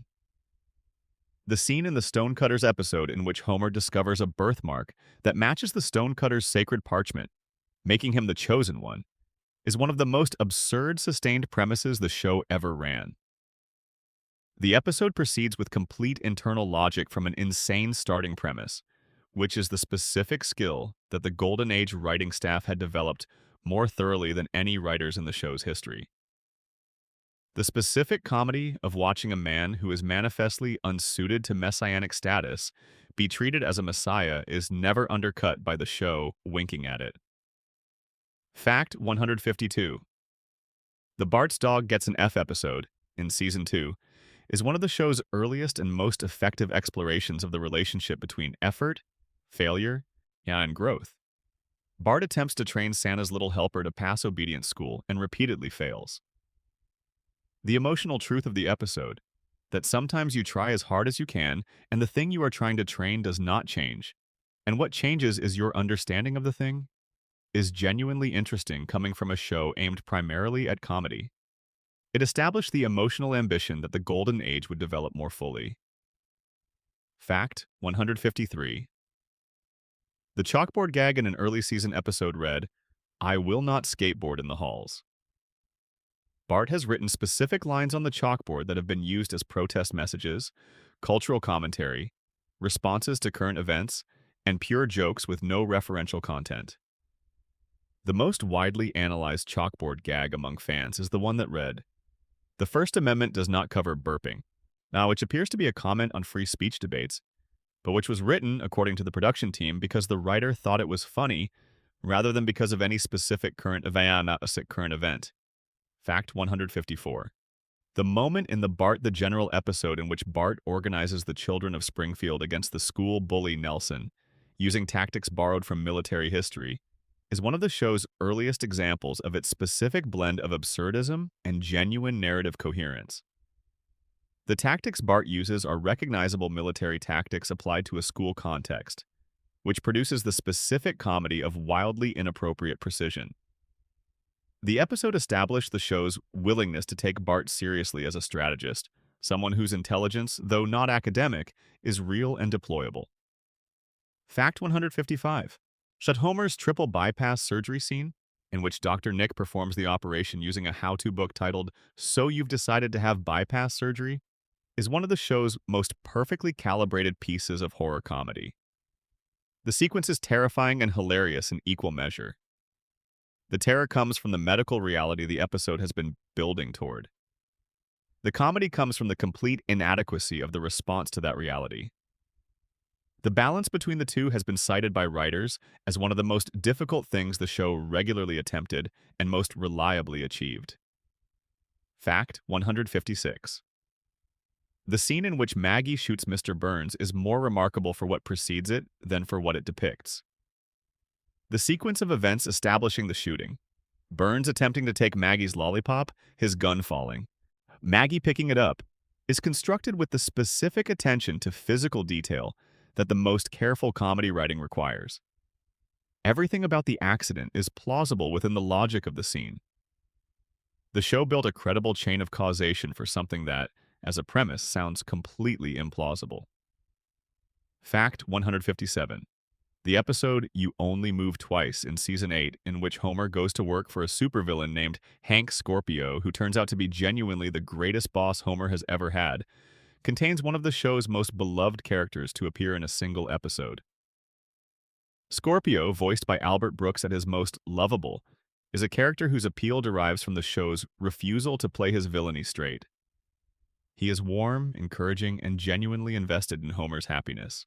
Yes, the joke is that the best boss Homer ever had is the one who is trying to take over the world. Fact 158.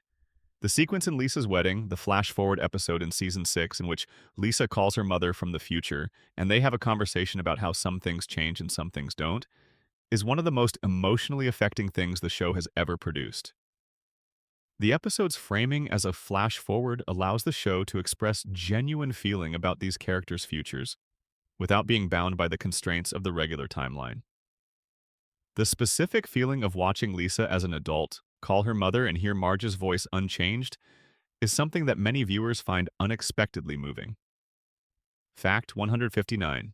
At the scene in which Burns is examined by a doctor who discovers that he has every disease known to medicine simultaneously, each one canceling the others out in a condition the doctor calls Three Stooges syndrome, is one of the show's most brilliantly compact pieces of comedy writing.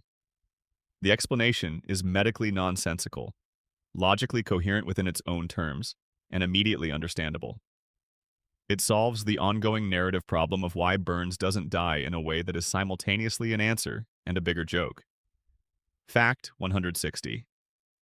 The final scene of the Season 7 episode Mother Simpson, in which Homer sits on the hood of his car watching the stars after his mother has had to flee once again, is the show's single most uncomplicatedly moving piece of filmmaking.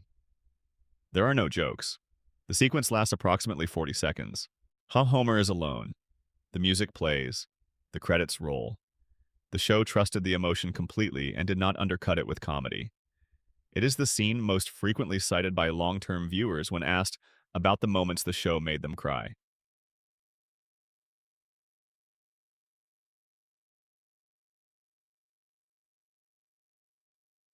Section 9. Facts about the show's records and statistics. Facts 161 to 180. Fact 161.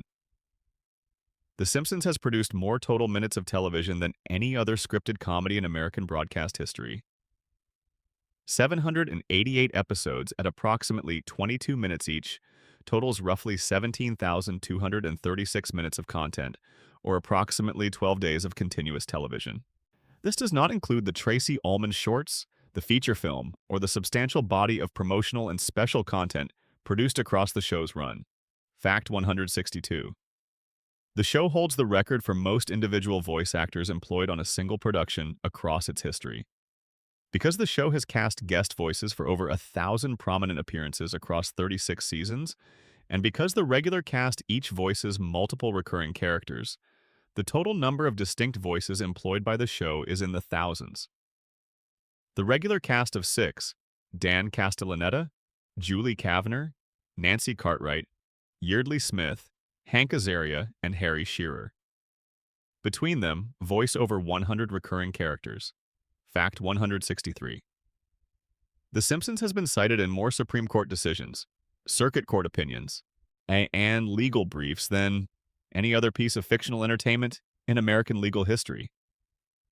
The most common citations involve the show's treatment of legal process, employer-employee relationships, constitutional rights, and the First Amendment.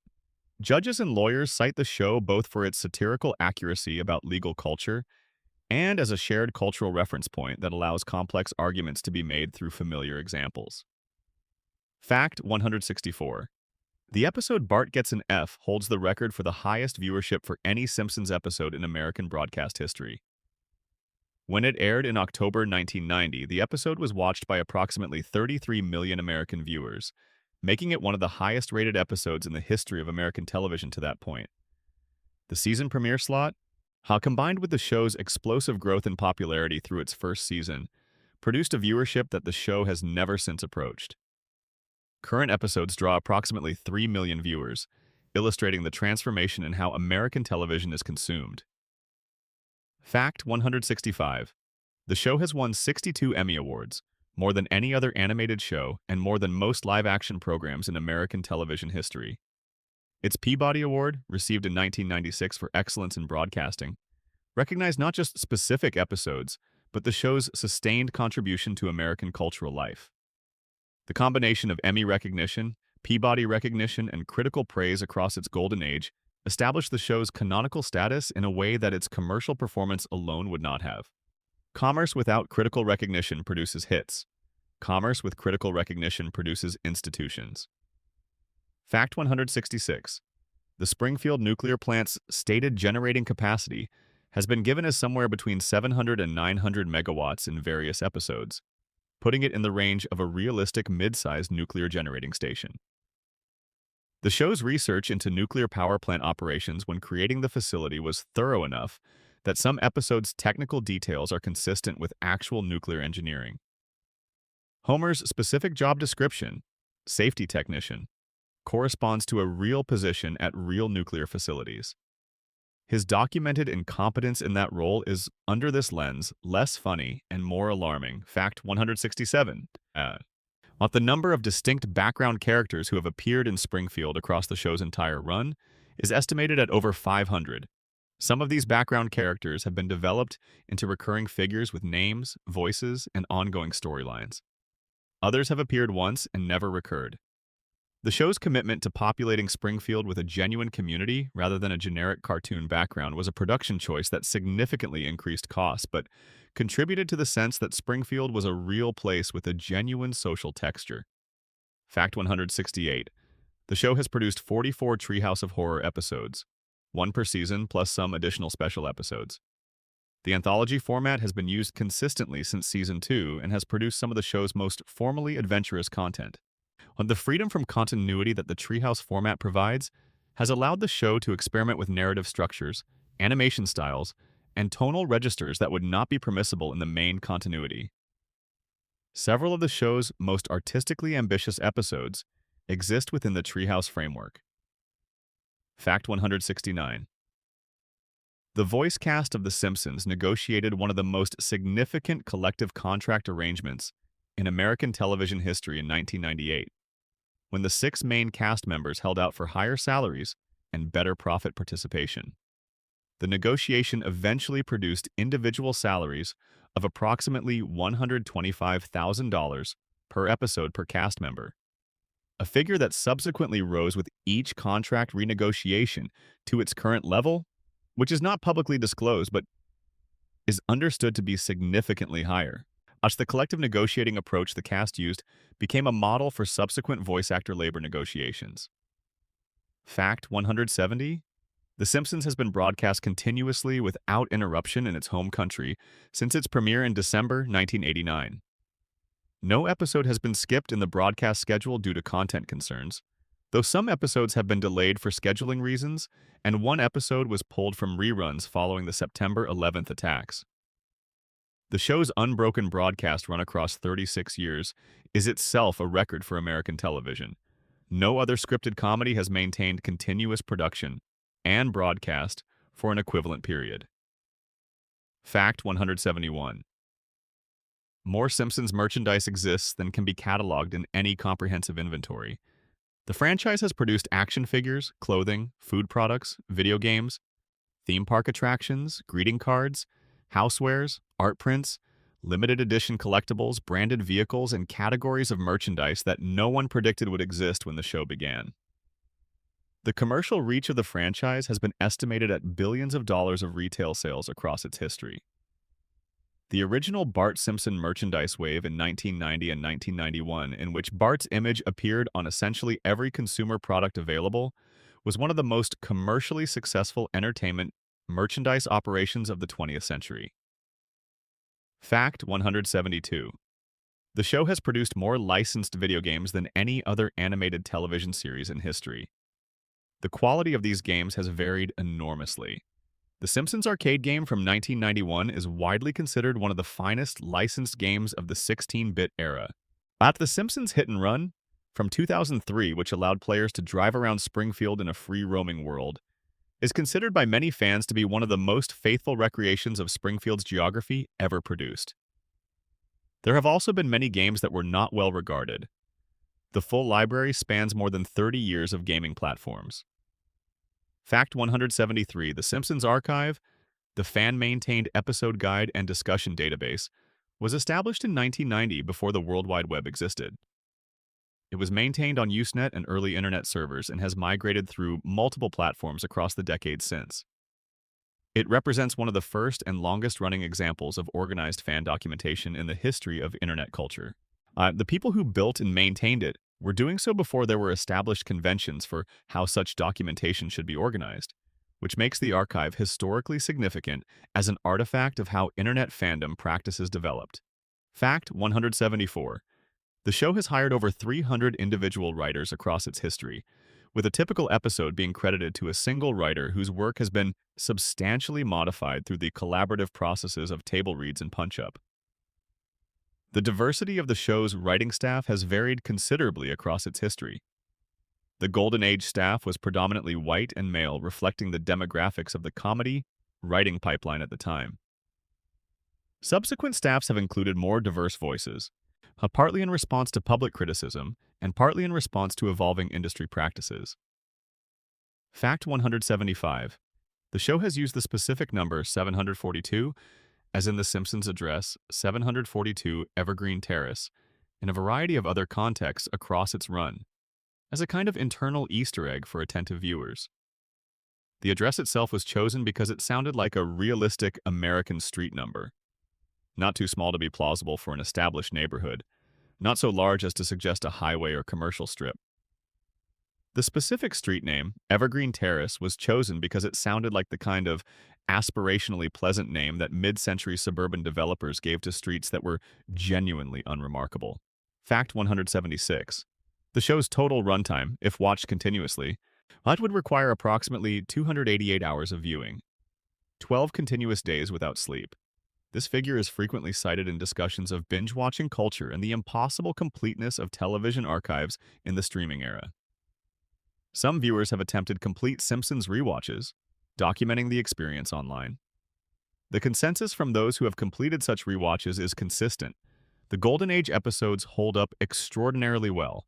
The post-Golden Age episodes are more variable than memory suggests, and the entire experience produces a profound sense of how much time both the show and the viewer have accumulated. Fact 177. The show has won the Annie Award for Outstanding Achievement in an Animated Television Production more times than any other series. The Annie Awards, given by the International Animated Film Association, represent the highest form of peer recognition in the animation industry. The show's sustained achievement in the eyes of the animation community, across decades in which the technology and the competitive landscape changed dramatically, reflects a consistent technical standard that has been maintained, even as the show's creative ambitions have fluctuated. Fact 178. The show's opening sequence has been updated twice to reflect changes in production quality and technology. The original sequence, produced for the first 2 seasons, was updated when the show moved to high-definition production to add detail and visual information that the original lower-resolution sequence could not support. The sequence has also been modified in specific episodes to include episode-specific gags and callbacks.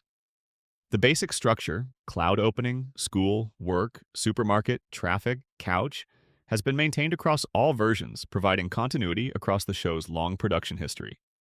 Fact 179. The Simpsons has produced more spin-off merchandise, themed attractions, and licensed extensions than any other animated television property in American history. Universal Studios theme park attractions featuring The Simpsons exist in Hollywood, Orlando, and Osaka, and have been among the most popular theme park attractions in their respective parks. The Springfield experience at Universal, which recreates several key Springfield locations as walkable environments, has been praised by fans for its fidelity to the show's visual and narrative details, and criticized by some for reducing a satirical portrait of American consumer culture into an environment whose primary purpose is to sell merchandise. Fact 180. The combined television audience for every episode of The Simpsons ever broadcast, counting all reruns across all markets and all platforms, is estimated at over 30 billion individual viewings. This figure, while inherently approximate, provides a sense of the show's cumulative presence in human experience. 30 billion viewings of a single television program represents more human hours of attention than any other piece of entertainment content in recorded history.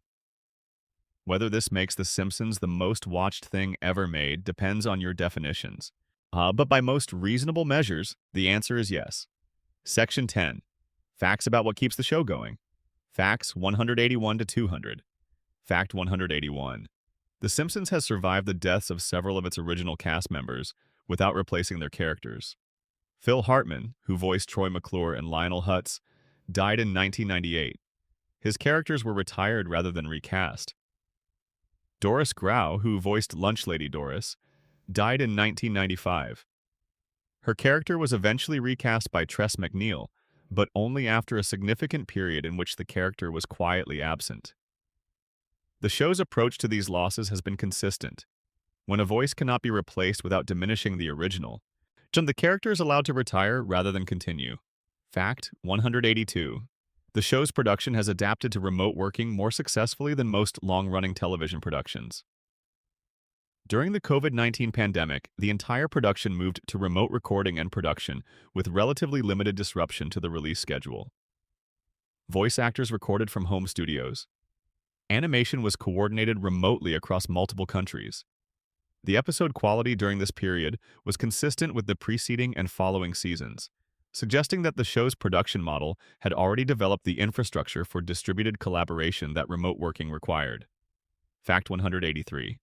The show's writers' room currently employs a mix of veterans who have been with the show for decades and newer writers who were children when the Golden Age episodes aired.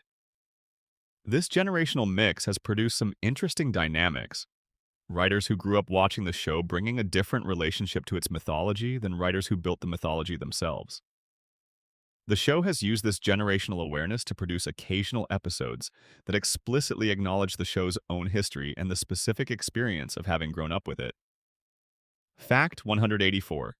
The floating timeline, in which The Simpsons perpetually exist in the present, regardless of what year it is, requires continuous revision of the show's backstory. Homer and Marge's courtship has been set in the 1970s, the 1980s, and the 1990s in different episodes, and each version corresponding to a period roughly 30 years before the current broadcast season.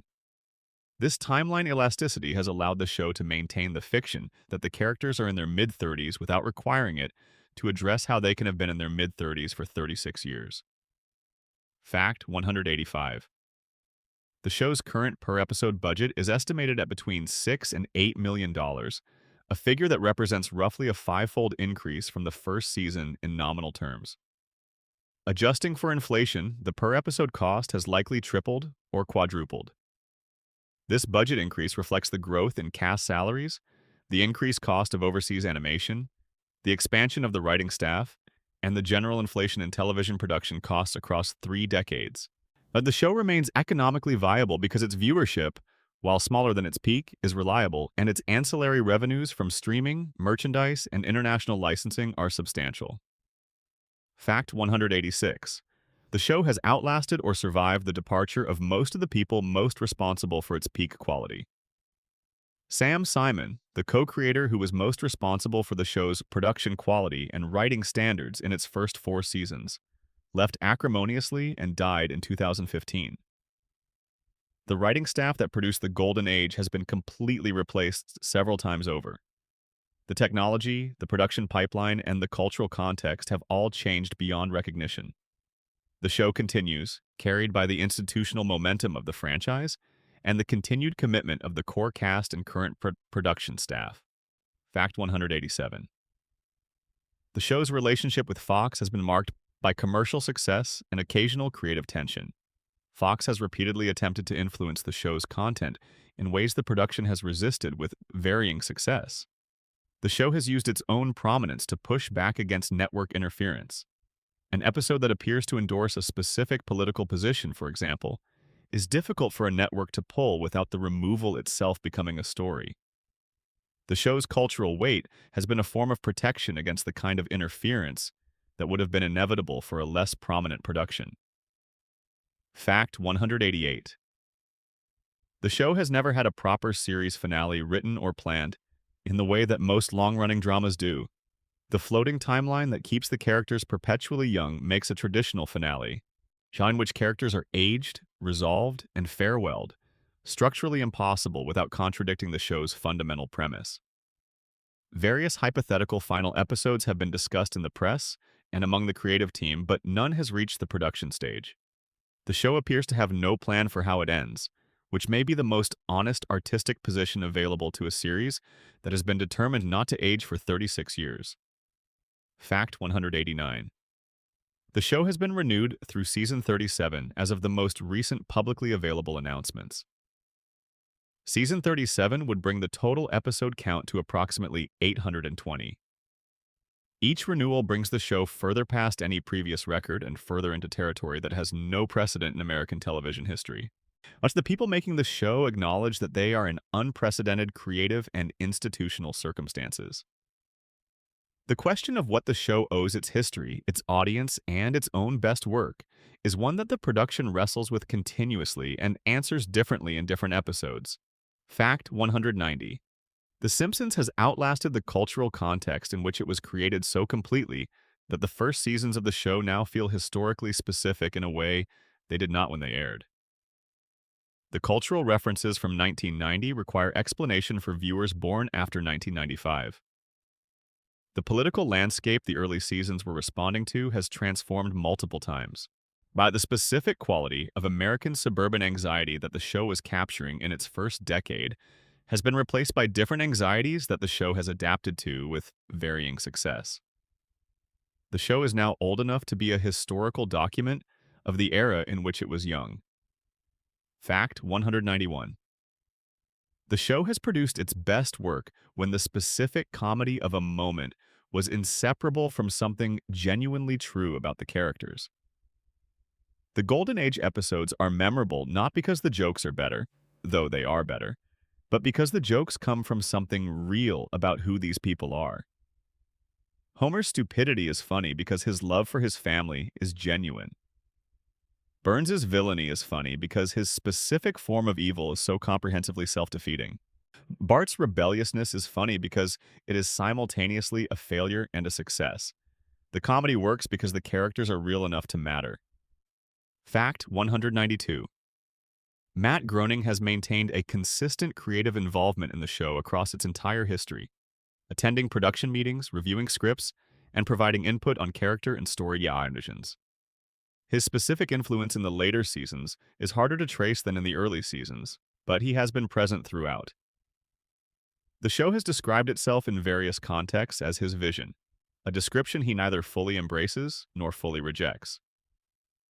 The Simpsons is and isn't Matt Groening's. It was his vision that brought it into being, and hundreds of other people's work that made it what it became. Fact 193. The show's voice recording sessions are typically completed in a single day per episode, with all 6 main cast members recording together in the same room. This is unusual for animated television, where voice actors often record separately and are edited together. The Simpsons' simultaneous recording approach allows for genuine performance chemistry between actors. They can react to each other's line readings, improvise together, and build performances collaboratively rather than in isolation. Some of the show's most beloved improvisational moments have come from these shared recording sessions. Fact 194. The show's longevity has been attributed to different causes by different observers. Commercial forces, the franchise's value to Fox and Disney, are clearly significant.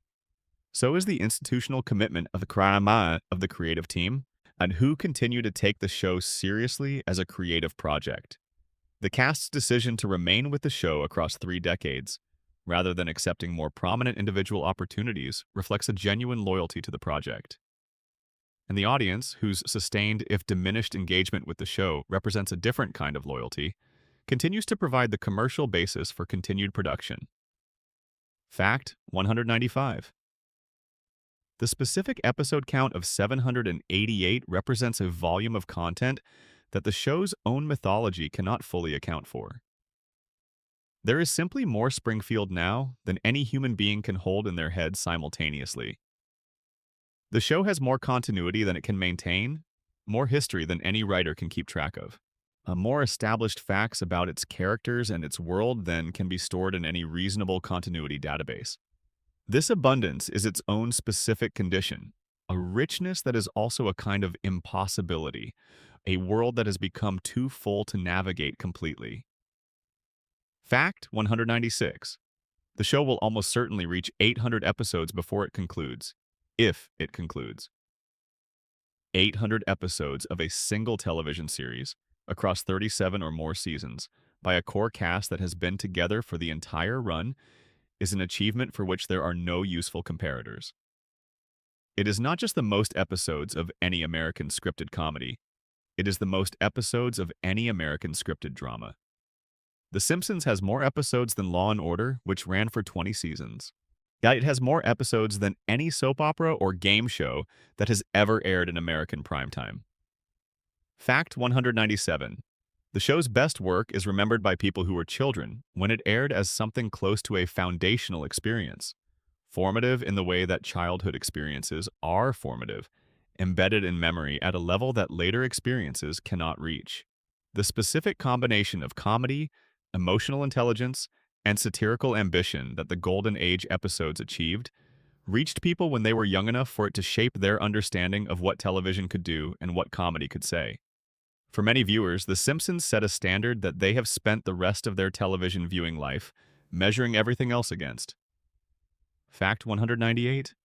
The show has changed the way American families watch television together, without most of those families being consciously aware of it. The Simpsons normalized the idea that primetime comedy could comment on current events, could be sophisticated about social structures, could assume intelligence in its audience, could be emotionally affecting without being schmaltzy. These are now standard expectations for adult television comedy. Before The Simpsons, they were genuinely unusual. The show so thoroughly transformed the landscape that its own influence has become invisible, absorbed into the norms of television production so completely that it is impossible to see where The Simpsons ends and everything that followed begins. Fact 199. The most remarkable thing about The Simpsons is not that it ran for 36 seasons.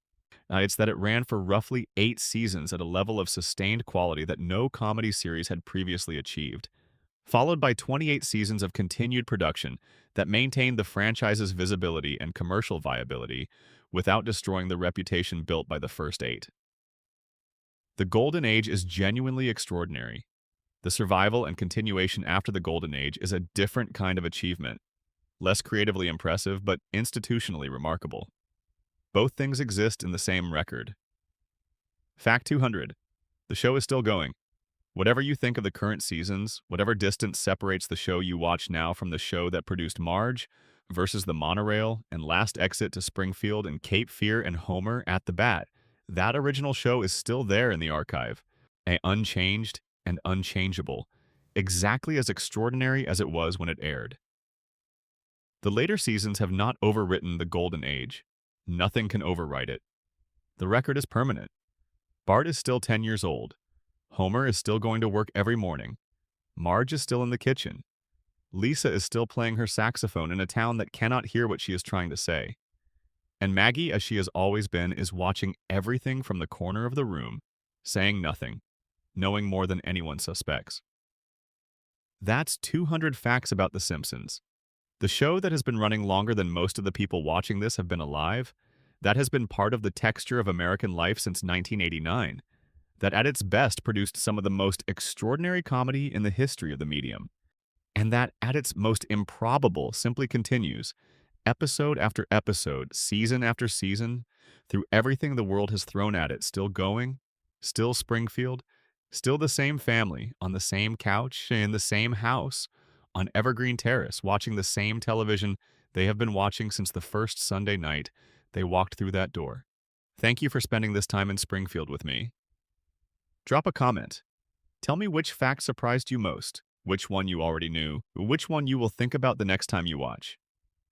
And if you are drifting off, that is exactly what this is for. Get some sleep. Springfield will be here when you wake up. It always is.